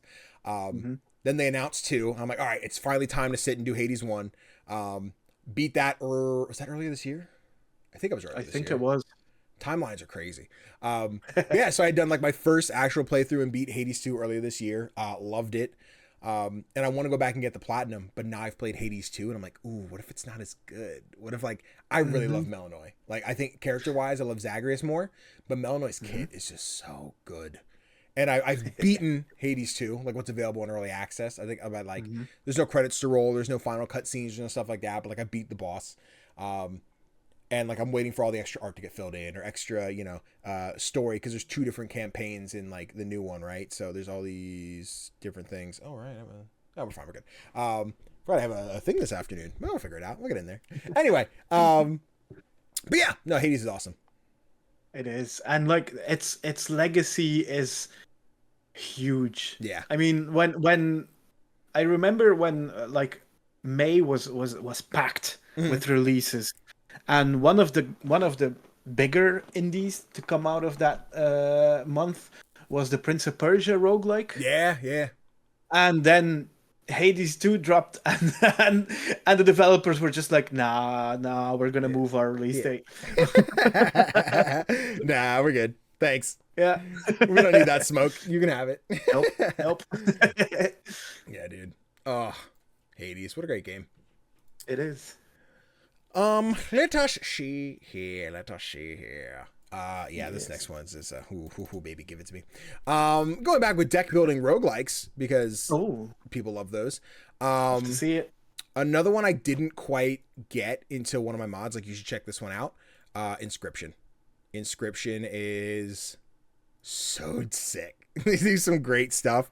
Another deck building roguelike where basically, a deck building roguelike. I missed some consonants in that sentence. But you're like kidnapped, right? You're in this cabin. You're not really sure what's going on. So you kind of start wandering around, and this guy with like a big old beard just like, want to come play some cards? And then as you're playing and you start to lose, he's like, interesting. Time to die. And then like he kills you, right? You do another run and you go through again. But as you're doing this, there's like a, I call it like weird, like roguelike D&D, because you have like a sort of board where you're moving, you're figuring around, you start new combat, you pick up new items, you can clone cards you have, you can upgrade them. You get figurines that will like do certain aspects. I remember I forget the perk, but it was like reviving squirrels, and then they would cost zero, like they wouldn't cost anything to play. So I would play a squirrel for free, which would make a copy of it. And then as soon as somebody would kill a squirrel, I'd be able to just place a new one in, regenerate, it would make another squirrel, whatever freaking combo. I had like infinite squirrels. I'm like, you can't touch me. I have infinite squirrels, brother. You can't fight me, brother. But then there's like so much more to it, right? Like I remember like thinking I beat the game, and my mod's like, oh no, you beat the first part. I'm like, oh man, but I was doing so well, and like, but I wasn't, but I was. And I was like super excited to keep playing. But then, yeah, I was like, I don't think I can stream this anymore because I don't think chat's enjoying watching it. But I played in my own time. I'm like, yo, this is a masterpiece. Inscryption is awesome. It is. And you didn't even mention the like escape room elements of it. We roam around and find all the different stuff, and like, oh, I got to get these puzzles, and oh, this will activate this door, and I got to find this character. I spent a long time because I found 2 of the characters, and I'm like, I almost beat it, and my mod's like, there's one more guy you have to find, and you haven't looked there yet. There's your clue. I'm like, there's my clue. And I'm like, oh, okay, I didn't check this out, which led to this and that. I'm like, cool, found him. And like, I got to that part, I had this new character, but yeah, there's like, if you're watching the trailer, there's a few things. You put like a knife in a thing, and the squirrel and the wolf and the blah, blah, blah, blah, blah, and it's good shit. It's a good game. It is. I never finished it, and have always meant to go back to it. Yeah. And this and Loop Hero are like 2 games that I need to get back to because they're both so damn good. Yeah. Loop Hero for me too. Yeah, I've played a little bit. I never finished it. Yeah, I definitely got more Loop Hero. Damn you, Loop Hero. We won't get the time. But I guess you're gonna have to pull out a magical last one here for me stealing Call to the Lamb. Which one would be the most magical? Let's see. I have to go. It's one that I don't really play because I'm that bad at it. Okay. It's the Binding of Isaac. Okay. Because you mentioned Daphne, and like I've watched her play this. Yeah. She's amazing at this game, and it's so satisfying to just watch someone play this. Yeah. Who's good at it. Like every element of this game really works, and I get why it's so beloved, and I wish I were better at it because it's so cool. And there's lots of there's lots of fart noises, which is amazing. Fart noises. Yeah, I'd always thought I put a few hours into it when it dropped on like PlayStation Plus for free. I'm like, this is cool. I get it. Again, still not the roguelike guy at the time, so it never really like stuck to me. But I have a friend who has put umpteen hours into it. He's played it. It's like his go-to. Like, I've got a couple hours before I have to go to work or go to bed or blah, blah, blah. He'll hop on Binding of Isaac and play so much. And I'm like, dog, there's more games. Like, no, there's not. There's the only game that exists. Like, okay. but the thing is, it's so replayable. Yeah. Like Daphne has a couple of 100 hours into this game, I think. And she's still only halfway with all of the achievements. It's crazy, dude. There's so much to do. Go Isaac. No, so yeah, I felt I had to mention it because it's just one of the like biggest games within the genre. Yeah, For sure. I know we're both in a spot where like I can only speak so long about it. I know it starts with like, I'm mom and the devil told me to kill my son, so I'm gonna do it. Okay. I can't type the name of the next game here. I was trying to vamp, but I can't speak and type. I'm crazy. But yeah, no, Binding of Isaac's really cool. One of those ones I'm like, I don't see myself ever going back and putting more time into it. But listen, they announced a Binding of Isaac 2. Maybe we'll talk. We'll see. Numbers count. But I guess moving on to my number 5. Unfortunately, Galvanic no longer with us. Rest in peace. First game, last game. But Wizard with a Gun hits different. It's got a gameplay style that matches like Don't Starve, which was never something I enjoyed.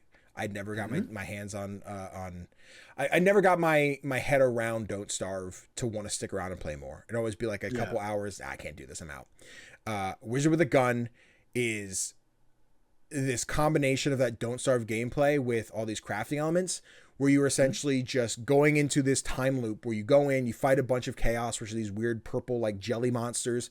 You collect resources, you return home. But if you're out in the world too long, it doesn't end, but chaos starts to build. So more enemies will spawn. Everything will get super hard and like more challenging. The portals are blocked off because a new guy spawned in. You're like, I got to get around. I got to fight. All the while you're collecting resources to upgrade your guns. And now my gun shoots fire bullets or ice bullets or poison bullets or charm bullets. So everyone falls in love with me and they'll fight with me and et cetera, et cetera. The art style is great. I love the visuals of it. The cinematic trailers, which this trailer that's playing is all cinematic. I thought there'd be gameplay in here. They had recently announced 4-player co-op, and I don't know if that ever actually came out. It was like it was 4-player co-op, and then like a few weeks later was, hey, we're closing the studio. So I don't know what's going on with it entirely, but me and my buddy Connor played through 2-player co-op for a while. Just a blast, just a fun time. I feel like it's just been my go-to like period on the sentence for these roguelikes, but that's what they are. Like roguelikes are just fun time sinks to just keep replaying and losing and dying and then going back and doing it again the right way. But yeah, I love Wizard with a Gun. I can imagine. I never picked this one up, but it looks like one of those games that I could like. I could put something on the television and just play on my Steam Deck for a couple of hours.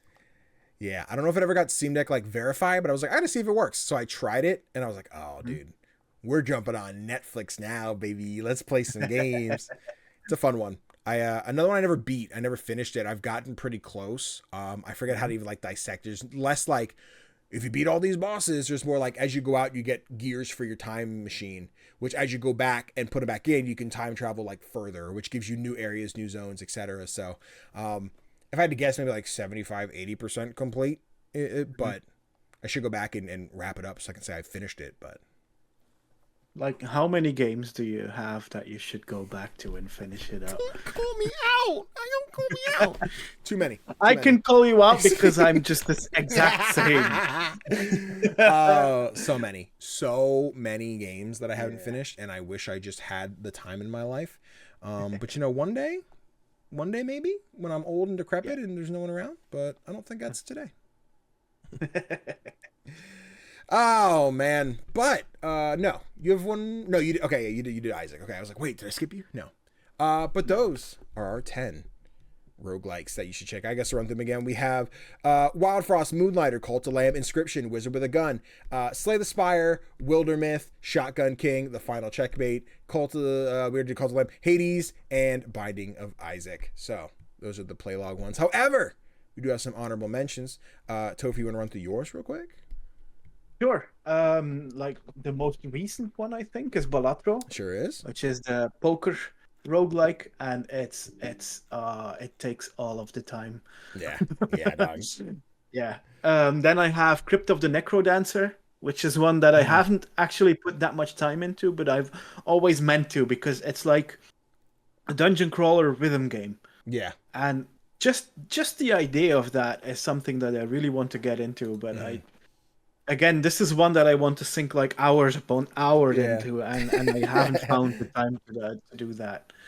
Then I have Darkest Dungeon, which is turn-based tactics game, which puts you in like a really bad situation with these Lovecraftian horrors, where it's almost impossible to win, and that's the whole idea behind it. Yeah.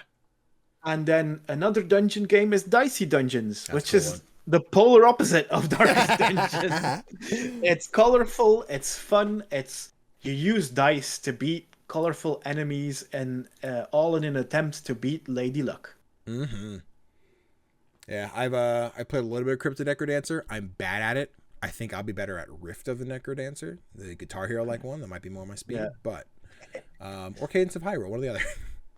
But no, there's some bangers. There's some bangers. Minor mentions. Also, I have Balatro. You can't have a roguelike conversation without it. It's like the roguelike for this year. It's great. Flamekeeper, another really cool one. Very Hades-esque, which you play as like a little fireball. He's cute. One people I don't think often think is actually a roguelike is Turnip Boy Robs a Bank. I think that was like my first review for this year, and I really enjoyed it. It's just like same gameplay as Turnip Boy Commits Tax Evasion, but it makes it a roguelike. So if you know the gameplay in the loop, it's very similar, just now you have the roguelike elements to it. The Wargroove series, if you like things like Advanced Wars, but medieval, Wargroove's awesome. And I think, but I know this is the first one. I think the second one still has like a build your own campaign mode, so you can make your own levels and everything. Nice. Spiritfall we talked about last week on our like underrated games, but a Smash Bros like combat platform style roguelike. Have a Nice Death. You play as Death, who like has to clean up after all your employees just kind of go loose and do their own things. You're like, all right, crack your knuckles and start beating some ass. And then last honorable mention is Goobies, as someone who's not been a big like vampire survivor guy. But when you make it dumb and everything's like dumb jelly characters just kind of flim around like this all the time, that's a lot more fun. So yeah, Goobies. Goobies another great one. Nice. Yeah. And there are honorable mentions. However, we're not quite done talking about roguelikes yet, because you guys had the chance to write in. If you follow me on Twitter or Instagram at CGDannyB, I made a post this afternoon about your favorite roguelikes. Now, Instagram. What's your beef? Now I know what you're thinking, Danny. How do you know? I can see all of you who saw the post. I can see you by name.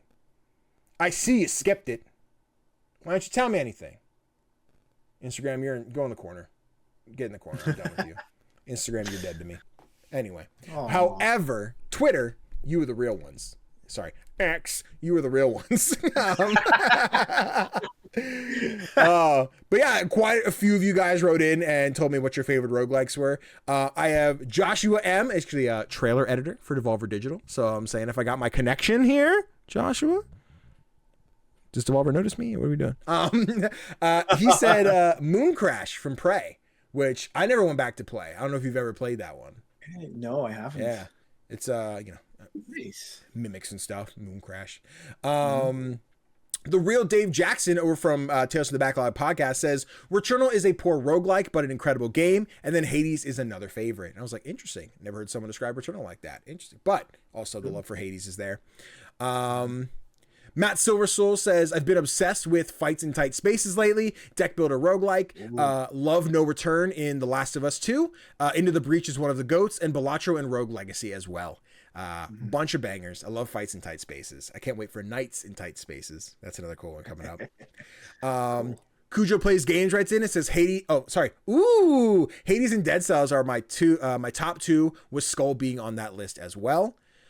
We've got Adam Gumby over from Respawn Aim Fire says Balatro, Hades 2, Dead Cells, Loop Hero, Dave the Diver, Deathloop, Hitman 3 Freelancer, Star Renegades, Slay the Spire, and Inscryption. Adam with the whole list. We've got Kyle Stevens over from 6-1 Indie, as well as the PlayStation podcast, with the absolute disrespect, the GOAT, Rogue Legacy. We love Rogue Legacy over here. Now, I don't know why I don't know why there's disrespect. I'm just, Kyle, are we fighting? You want to throw hands? I mean, neither of us had it on our list. Yeah, it's true. It's true. We didn't. So he saw the future. He saw we didn't include it. I also realized, I think I said the PlayStation podcast, which is not correct. It's the Trophy Room. I don't know, but it's a PlayStation podcast, but they're the Trophy Room podcast. And then Speaking of Trophy Room podcast, oh God, he did a reply instead of a comment. Shit, I gotta find it. Also from Trophy Room, we have Mr. Bad Bits himself, Joseph, who just put a gif of Balatro, which, yeah. Of course. Makes sense. Yep. And then to round it out, we have PT Gaming Core, who gave us another list, including a bunch of unique ones. Dandy Ace, Neon Chrome, City of Brass, Curse of the Dead Gods, Uragun, and then Death Road to Canada. A lot of roguelikes out there. A lot of roguelikes out there, Tofr. So many. Yeah, absolutely. I tried Rogue Legacy because I felt after Hades, I was like, maybe I should try more roguelikes. And then I couldn't beat the first room. Yeah. I just kept dying. I was like, no, this is not my game. Yeah. Rogue Legacy was tough for me. I wanted to get into that one. And then I think when 2 came out, I think I picked it up on whatever platform it was and just never like got back to it. But I need to. But who says that all the time? Me. Yeah. But yes, thank you guys so much for writing in over there on Twitter and Instagram. Do better. Be better. I have my eyes on you. Now, before we move into what we've been playing, let's hear a quick word from another Danny, another timeline, telling you to buy some shirts. This episode of Playlog is brought to you by My Freaking Merch. So I'm really bad at reminding you guys about this, but I've got merch. Always in a mood where you don't feel like giving it your all? Be sure to grab the Just Quit apron. Or perhaps you're an Animal Crossing fan and you've seen my mad skills as villager. Welcome. Where you going? Oh, that's right! I'm the mayor! I'm the mayor! Then you can pick up the I'm the Mayor hoodie. Or maybe you just discovered the channel through this episode of Playlog right here, and you really like indie games just like us. Then feel free to snag the Playlog podcast t-shirt. I'm really bad at taking the time to come up with new merch ideas because I don't sell a lot of merch, but I also don't plug it very much, so it's this vicious cycle at the end of the day. So if you want to help support the channel, be sure to head over to shop.spreadshirt.com/CGDannyB and pick up your merch today. And if you want to take a nice selfie and tag me in it on Instagram or Twitter or whatever other social media sites are out there, I'll repost it because you're a badass and you deserve it. So once again, be sure to check out shop.spreadshirt.com/CGDannyB or check out the link in the description and get your Nomi flavored merch today. Tofr! Yes! Let's talk about what we've been playing lately. I ain't been playing a lot. I'll quickly just be like Creatures of Ava. I did my review of that. Really fun game. I had some complaints. I wouldn't say it's like perfect. No game is. I had a few things that are like not very completionist gameplay friendly. They're very just like, if you finish an area, it kind of closes you off. So like if you want to get everything, you have to go find it first and then finalize the area, which for narrative points makes total sense. But without spoilers, it's like, oh, that's a tough thing to sell. But I thoroughly enjoyed the game. That's kind of what I put all my time into these last couple of days. And like I said, if you want to go check out my reviews and thoughts on that over on youtube.com/CGDannyB, you can listen to my review. It's probably, well, if you're listening to this would be the most recent episode, but the last video should be the Creatures of Ava review. So be sure to check that out. But you got quite a few on here that I'm not familiar with. So I'd love to hear about either of those. Which one you got for me? Well, I didn't get to play any full games. I only managed to play a couple of demos, but they were really like, I played 3 and all 3 of them were like really good. Yeah. The first one is Worlds of Aria. Let me pull this up here. This is very much tabletop RPG, the video game. Okay. We like that. The characters even look like the kind of miniatures you'd use during the D&D session. Okay. Hold on, I love it. This is cute style. But the cool thing is, like, most of the gameplay is basically making choices, making narrative choices. Yeah. How are you gonna handle a certain situation? Your characters, you can put your character in a location that corresponds with a certain choice. Yeah. But you can like split up your characters. You have a party of 4 characters, and you can split them up and see how they each handle their situations. But then, of course, because it's tabletop, you've got your dice rolls. Yeah. So all of your decisions can just be terrible. Hell yeah. I played it solo, but I think this game can be played in co-op, and I think that must be so much fun. The animations look nice, I think. It really gives that tabletop vibe. The only issue I had with the demo was that half of it wasn't translated. Oh, okay. So I was like before every mission, you get like a number of objectives. Okay. And half of them were in French, and the rest were in English. And I get it, and it's a demo, so it's not that bad, and I know some French, so it wasn't. It was okay. Yeah. But I can imagine for like people who haven't literally no knowledge of French, that it must be a bit frustrating. Yeah. The full game releases on September 24th. Okay. So they still have some time to like iron out all of those kinds of issues. Right. But I'm looking forward to this one. I'm really looking forward to playing this co-op. Hell yeah. Yeah, dude. I'm totally down for this one. It looks cool. I think I remember vaguely seeing this at some showcase, whether that was a Day of the Devs or somebody out there. But I'm like, okay, I do remember seeing this. I remember this existing. And yeah, I can see the world. I'm trying to think. Monster Prime is my only example I can come to mind. But like one where you all get to like pick like whoever the majority went here, so we're taking this path or whatever. But seeing you able to drag your character and drop them where you want, like I that looks really fun to me. I'm like excited at the idea of this one. Yeah, it plays really like. It's fun to play around with. Every room that you visit or every area that you visit doesn't take up too much of your time either, so the narrative keeps going at a steady pace. I recommend it. Hell yeah. I'm totally in. This is really cool. Yeah. Let me show you here. And then I'll have to be sure to add that in my my video for next month for my September releases. Also available. You can watch my August releases coming up here for indie, so youtube.com/CGDannyB. Now, let me tell you about this game called Jello. I did receive a key for this one. I've not played probably more than about 7 or 8 minutes. But essentially it is a 2D platform where you're playing as this little jelly guy.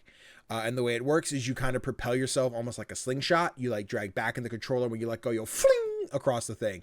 And you can also use the thumbstick and just kind of roll it. And you'll kind of spastically kind of like roll and swing and slide and stuff. It's okay. I say this again as someone who has put maybe a couple minutes in. I'm seeing stuff now that I've not done in my gameplay yet. So I'm like, I know I need to go back and play a little bit more before I can be like, yes, it's bad. Yes, it's good. No, it's bad. I'll say what's cool is that it's like a speedrunner thing where they'll show like your Steam's friend list of your Steam friends list. I keep putting S's on words that don't need them. And how fast they did it. The only person on my friend list who's checked it out is Indie Maniac, guest on last episode. And he's got like 2 seconds on all these levels. I'm like, brother, how? What? Like, and I don't know if this is more you play, you get upgrades and you can go back and retry, and he got better. But I was like, I'm spamming this controller. I'm slinging. I'm landing perfect. I'm like still getting 5 seconds. I'm like, how'd you beat me? But then if you go on that list and play it, you can watch their ghost run the level and see how they did it. Again, I still can't go as fast as he was. I'm not sure what he's got that he was able to go that fast. But it seems like a fun one if you just want to beat platforming levels and like compare and compete with your friends. Like it's there for it. I think it's like $7 on Steam. But it's cute. Yeah, it's charming. It is. Cool. Well, it usually is $12, but got it. Okay, now... so on sale right now. Yeah. Yeah, but show it some love because it's only got like it's been out for over a year. No shit. And it only has 11 reviews. Oh, I had no idea. It's not enough. Yeah, I just gotten the key last week. So on a Keymailer, they had hit me up and they were just like, "Do you want to check out our game?" This trailer's freaking out. Let's turn that off. But it was they offered me a Switch key as well as a Steam key. So maybe it just came to Switch and that now it's got like a new revitalization and stuff. And along with that, they're like, just in case you want either platform. But yeah, it seems cute. I definitely want to try a little bit more and see if I can like figure it out. And maybe then that itch will hit and I'll want to play more. But right now it was okay. I think people will like it enough. I don't think it's going to like take away any like Game of the Year awards or people are going to be screaming the heavens of it, but solid time. Okay. Nice. Yeah. What else you got in this list here? My next game is Writer's Block. Yeah, let's see what this guy is. Writer's Block. I really like it because I a couple of years back I used to play Bookworm Adventures a lot. These were these fun games where you get random letters and then you have these battles where you have to use those letters to make words and do damage. Oh, and that's basically all of the gameplay. And if you loved Bookworm Adventures, you're basically getting that in a slightly more fantasy setting. Yeah, I guess. I love the character. He's like a little pen man. I know, right? I thought like there was one moment where I fought a bowl of cereal with wings. It was great. Yeah. but it's a lot of fun. Like you make words to attack the other monsters. Monsters will influence the letters that you get to use. Okay. So, for example, they can make it so that some letters will do damage if you use them. Other letters will do damage if you don't use them. Other letters will poison you if you don't use them. Yeah. And that makes it pretty difficult at times because you're kind of forced to use certain letters as quickly as possible. Yeah. And it helps if you have like a really big vocabulary. I make up a lot of words. I don't know if I have a big vocabulary. I'll say something like, that might be a word. I'm not sure. I liked seeing that my vocabulary wasn't that bad. Although I have to add that I got help from Daphne and she got some really good words. You're cheating. Is there a time limit on it? Like, could I cheat in Google? Okay, so I could like pull up like a Scrabble cheat website. Not that I ever use that for Words with Friends. Don't even accuse me of that. But if I go in, I'm like, copy all these letters, put it in, they'll be like, you can spell anti-disestablishmentarianism or whatever that funny word is that Deadpool says in Deadpool and Wolverine. I can't think of what that one was. But like I could just find those and then quickly type it in and be like, boom, I nailed it. If you want to cheat. Obviously, I'm not encouraging that. But the thing is, it's not necessary. Like, if you have basic knowledge of English, then you'll get there in this game. So all of our French players over there from Worlds of Aria, just step up on your English guys. You know what I mean? No, this looks really cool. So I assume you actually type. Are you using the mouse to pick the words on there, or you're actually just typing on the keyboard? You use your mouse. Okay. To pick the letters. Cool. What I did forget to mention is that you also you're able to buy like objects to help you out. Okay, I think I did show that there. Like for example, I made it to the first boss, and then I had to do 18 damage, and I only had a word that would do 9 damage, but I had an item that would make my word trigger twice. Yes, let's go. And swing big. Yeah. Okay. Oh, and I see here I still have the Steam page pulled up. So I see like here it shows in the bottom like attack deals 1 damage, but then so I guess if it's an orange letter, it does fire, so it'll deal 1 damage and ashen surrounds tiles. Okay. And so all the different effects, got it. And then poison. Yeah. So does it show what differentiates like what is going to affect you? Will it all affect you unless you use it? Yeah. Okay. Oh my God! Look at this little fucking toothpaste snake. You ugly. But that's the thing. Like for example, in the picture that you have up now, there's 3 enemies. So that's 3 different things that will happen to your letters. Oh snap! So that makes it really challenging at times. And I can still target who I want. Like, can I take out the ugly coffee cup first if I want? I don't know what he does. You always attack the far left creature on the left. Yeah. Okay. Got it. I see in the screenshot it's like an arrow, so I didn't know if that was just a like indicator, like select your deal, but okay. But I didn't try to like attack another creature. I just went with it. Ugly thing. What is that? It's like a unicorn bottle of glue. What is this game? I just like the goofiness right now. All these insane things. Oh yeah. The character, like I think you have an adorable main character. You're killing it, and this little pen guy is everything for me. I'll take a figurine of him. I will get him tattooed on my neck. What are we talking about? Like I love him. He's so cute. It was awesome. He is. That's wishlisted. Added to library. I have to check that one out then. That looks really cool. Nice. Let me see here. I don't have much to say on this one, but also again, outside of Creature of Ava, I didn't play a lot this week, so I wanted something to talk about. But we've been playing Marbles on stream for the better part of like a year and a half now. Over on Twitch, twitch.tv/CGDannyB. But the way we do it is every month we will do a new set of like VIPs. So there's 3 VIPs every month, and the way we decide is by marbles. Whoever places the top 3 are the VIPs. You really get nothing. There's perks on Twitch, but there are things that really don't apply, like links in the chat and blah blah blah blah blah.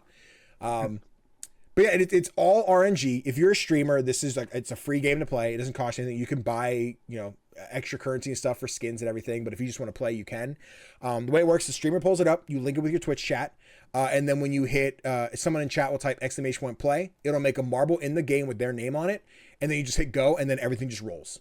There's no there's nothing they do from there. I think a lot of people get like, oh, I don't have the game. You don't have to. It's all RNG. There's no actual skill. You just let it happen. I made a dumb joke here where I was like, I'm going to hide it so you guys can't actually see who's winning. But yeah, if you just hit the numbers on the keyboard, it'll show you who's in first, second, third. Sometimes it's weird because there's community maps and the way they loop. Like sometimes you're physically ahead of someone, but because the way it's like a spiral and it goes down, you're technically not in first place. So sometimes it's wrong. But chat enjoys it so much. It's just like the funny goofiness of whatever. The way we do it is each race, the top 3 place earners earn points. So if you come in first, you get 3, second place, you get 2, third, you get 1.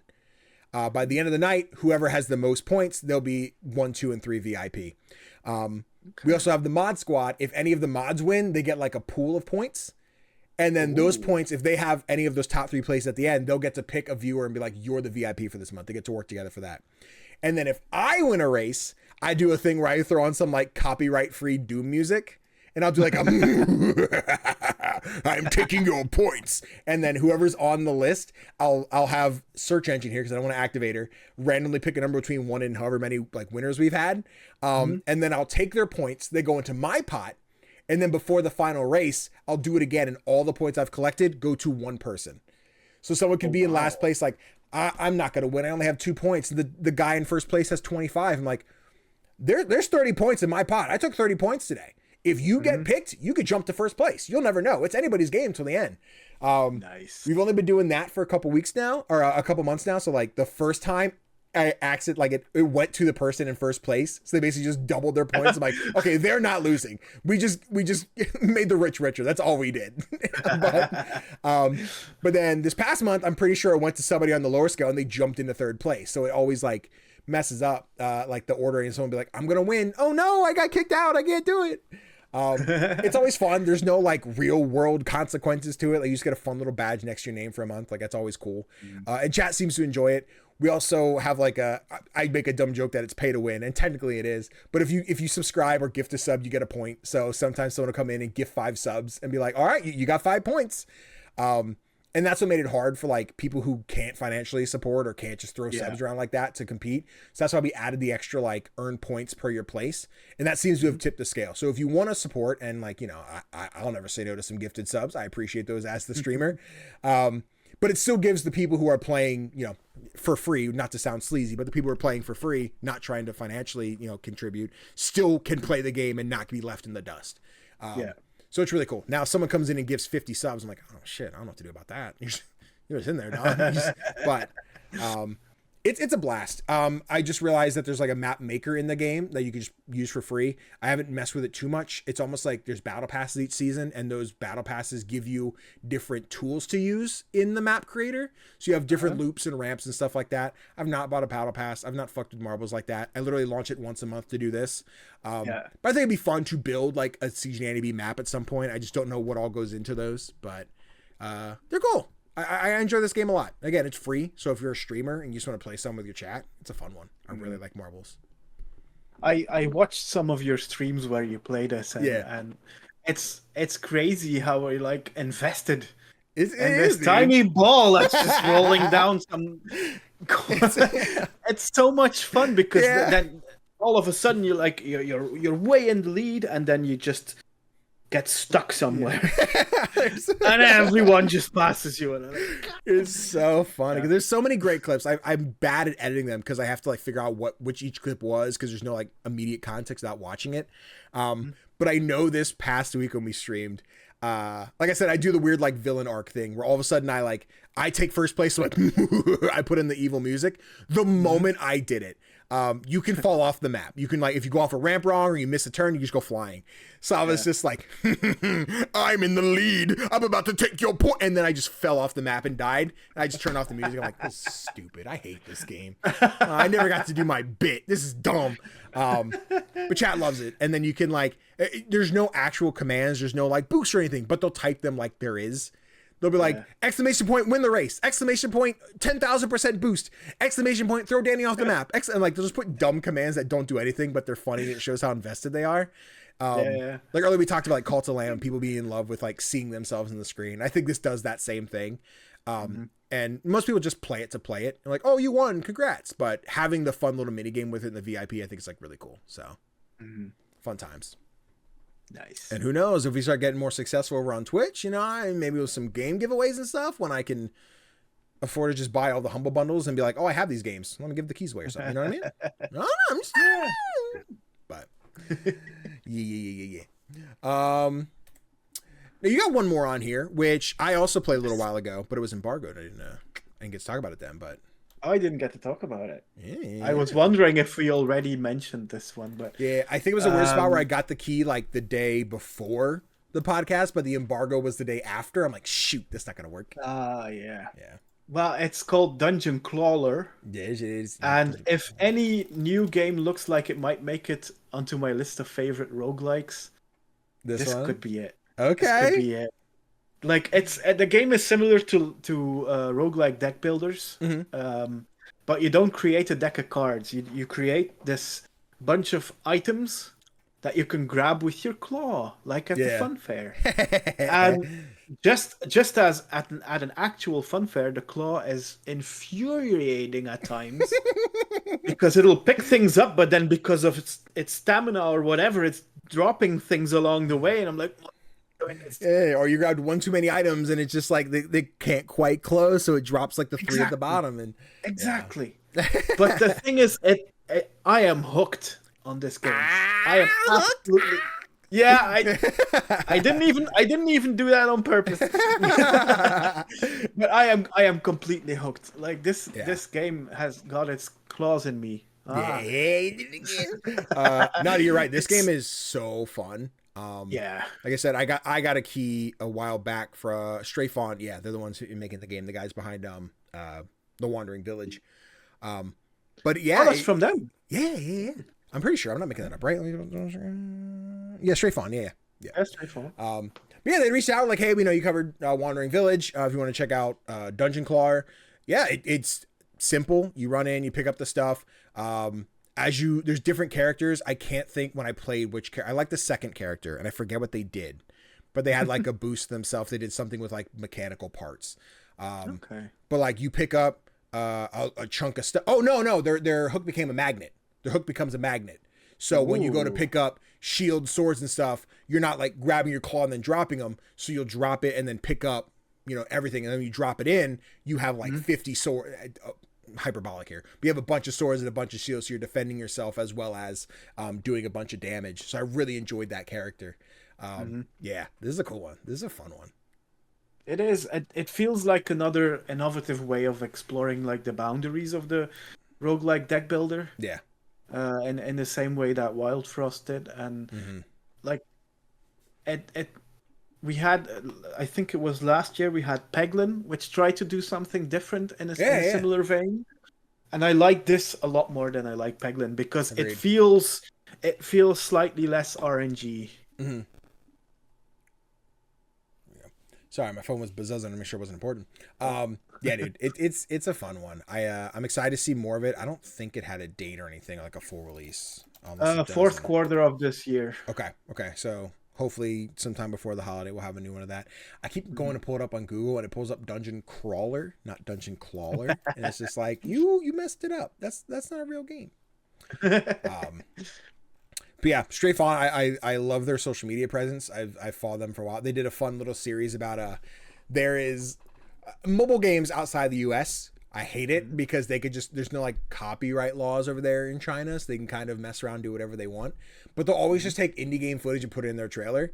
And they built like a city builder on the back of a monster, and they just used footage from the Wandering Village, which was not their game at all.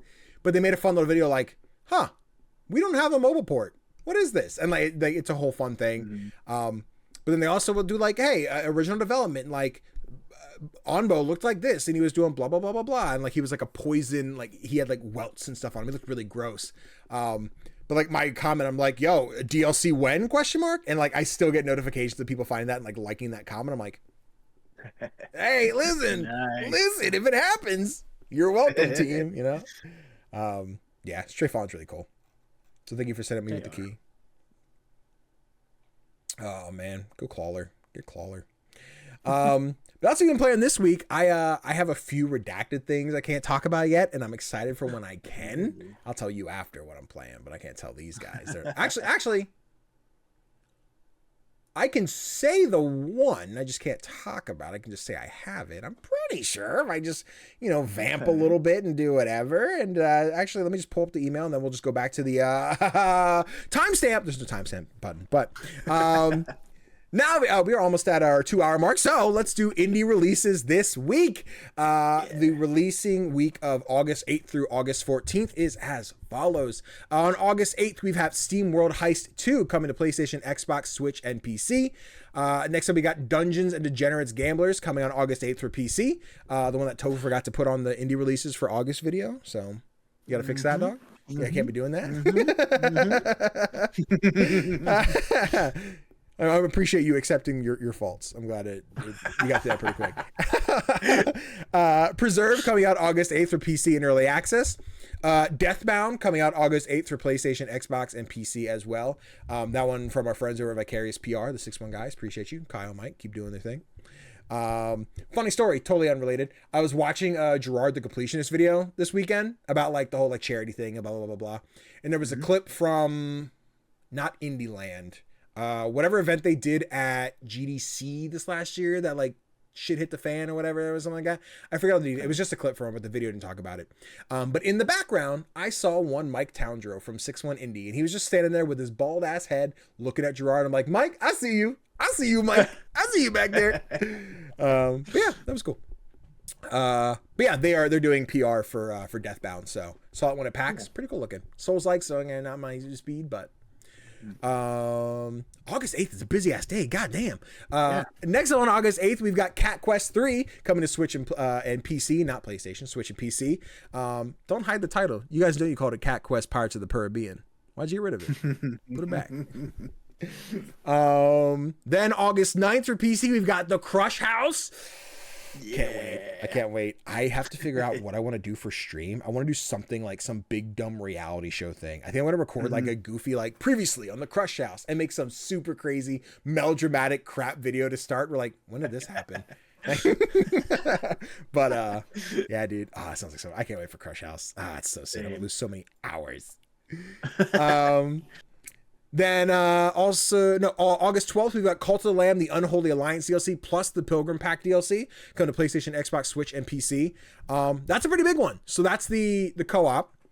And then the Pilgrim DLC adds a bunch of extra animals, items, stuff like that, but also adds an interactive comic book, which I don't know if it's part of the game or it's a separate thing or what that is, but we'll see next week. Yeah, we'll see you next week. But it looks cool. After talking about Cult of the Lamb, we love it. Dark and Deep comes out on August 13th for PC. Streets of Rogue 2. Oh god, that's so soon. I thought that was much further away. Streets of Rogue 2 coming out on August 14th for PC. And then Love Ghosties coming out on August 14th for PC as well. Pretty good week. Pretty good week of indie games. Can't wait to play Crush House and nothing else. I can't wait to play Dungeons and Degenerate Gamblers and nothing else. Honestly, I get it. I feel that.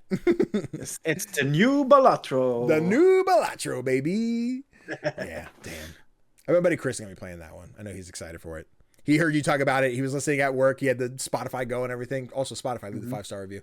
But he was like, I don't know what this is. And checked it out. He was playing the demo. He was really in love with it. So I'm excited for him to play more. It's so good. It's so good.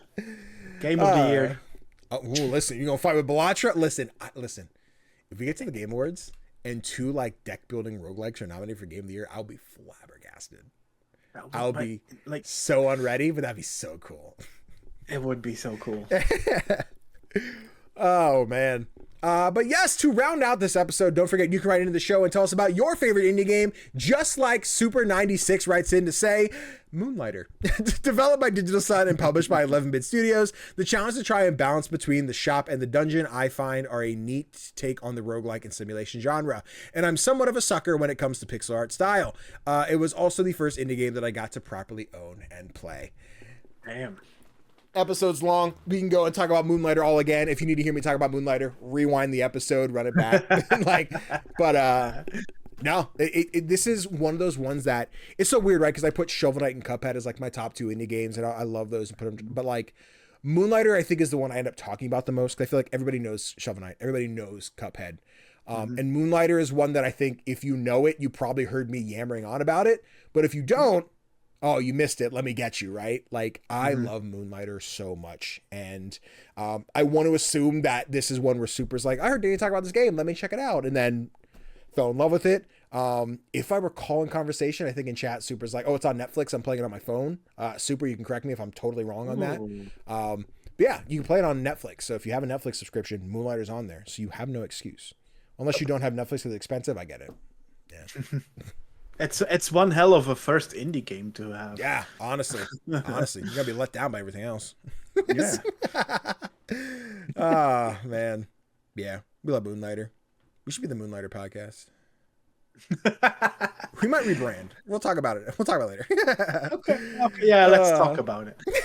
Let's talk about it. Oh, man. However, with that, that is the end of our show. Thank you guys so much for watching. I hope you enjoyed. If you like this episode of Playlog Podcast, if you're over here on YouTube, be sure to hit that like button. Leave a nice little comment. It helps the algorithm. It says if you're engaging, it's like, oh, this is a pretty good show. We should show it to more people. Just in case you don't understand how the algorithm works, don't worry. And none of us do. None of us know how it works. But your engagement is king. The likes and the comments mean like so much. So even if you don't have anything enlightening to say, you're just going to be like, nice episode. It means a lot. It helps a lot. Just a little few words. Just appreciate it.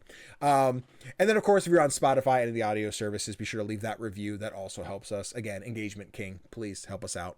That being said, Tofr, if the little internet scrubby bellies wanted to find you, where would they go?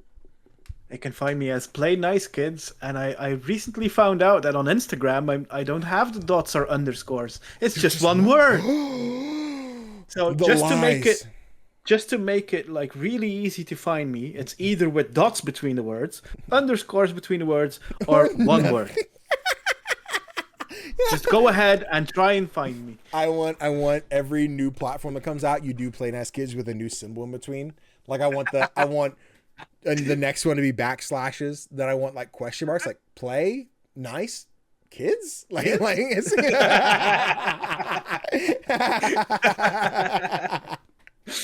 Oh man, that's amazing. And then of course, if you guys want to check out all the other indie gaming content, you can find me at CGDannyB all across the interwebs. I've done a couple guest podcasts this month, and I have another one that is done but won't be out till like September, so you have to wait a little bit, but I'll be sure to tell you about it when it's here. So, and with that, let's wrap this bad boy up. Let's put a pin in this bitch.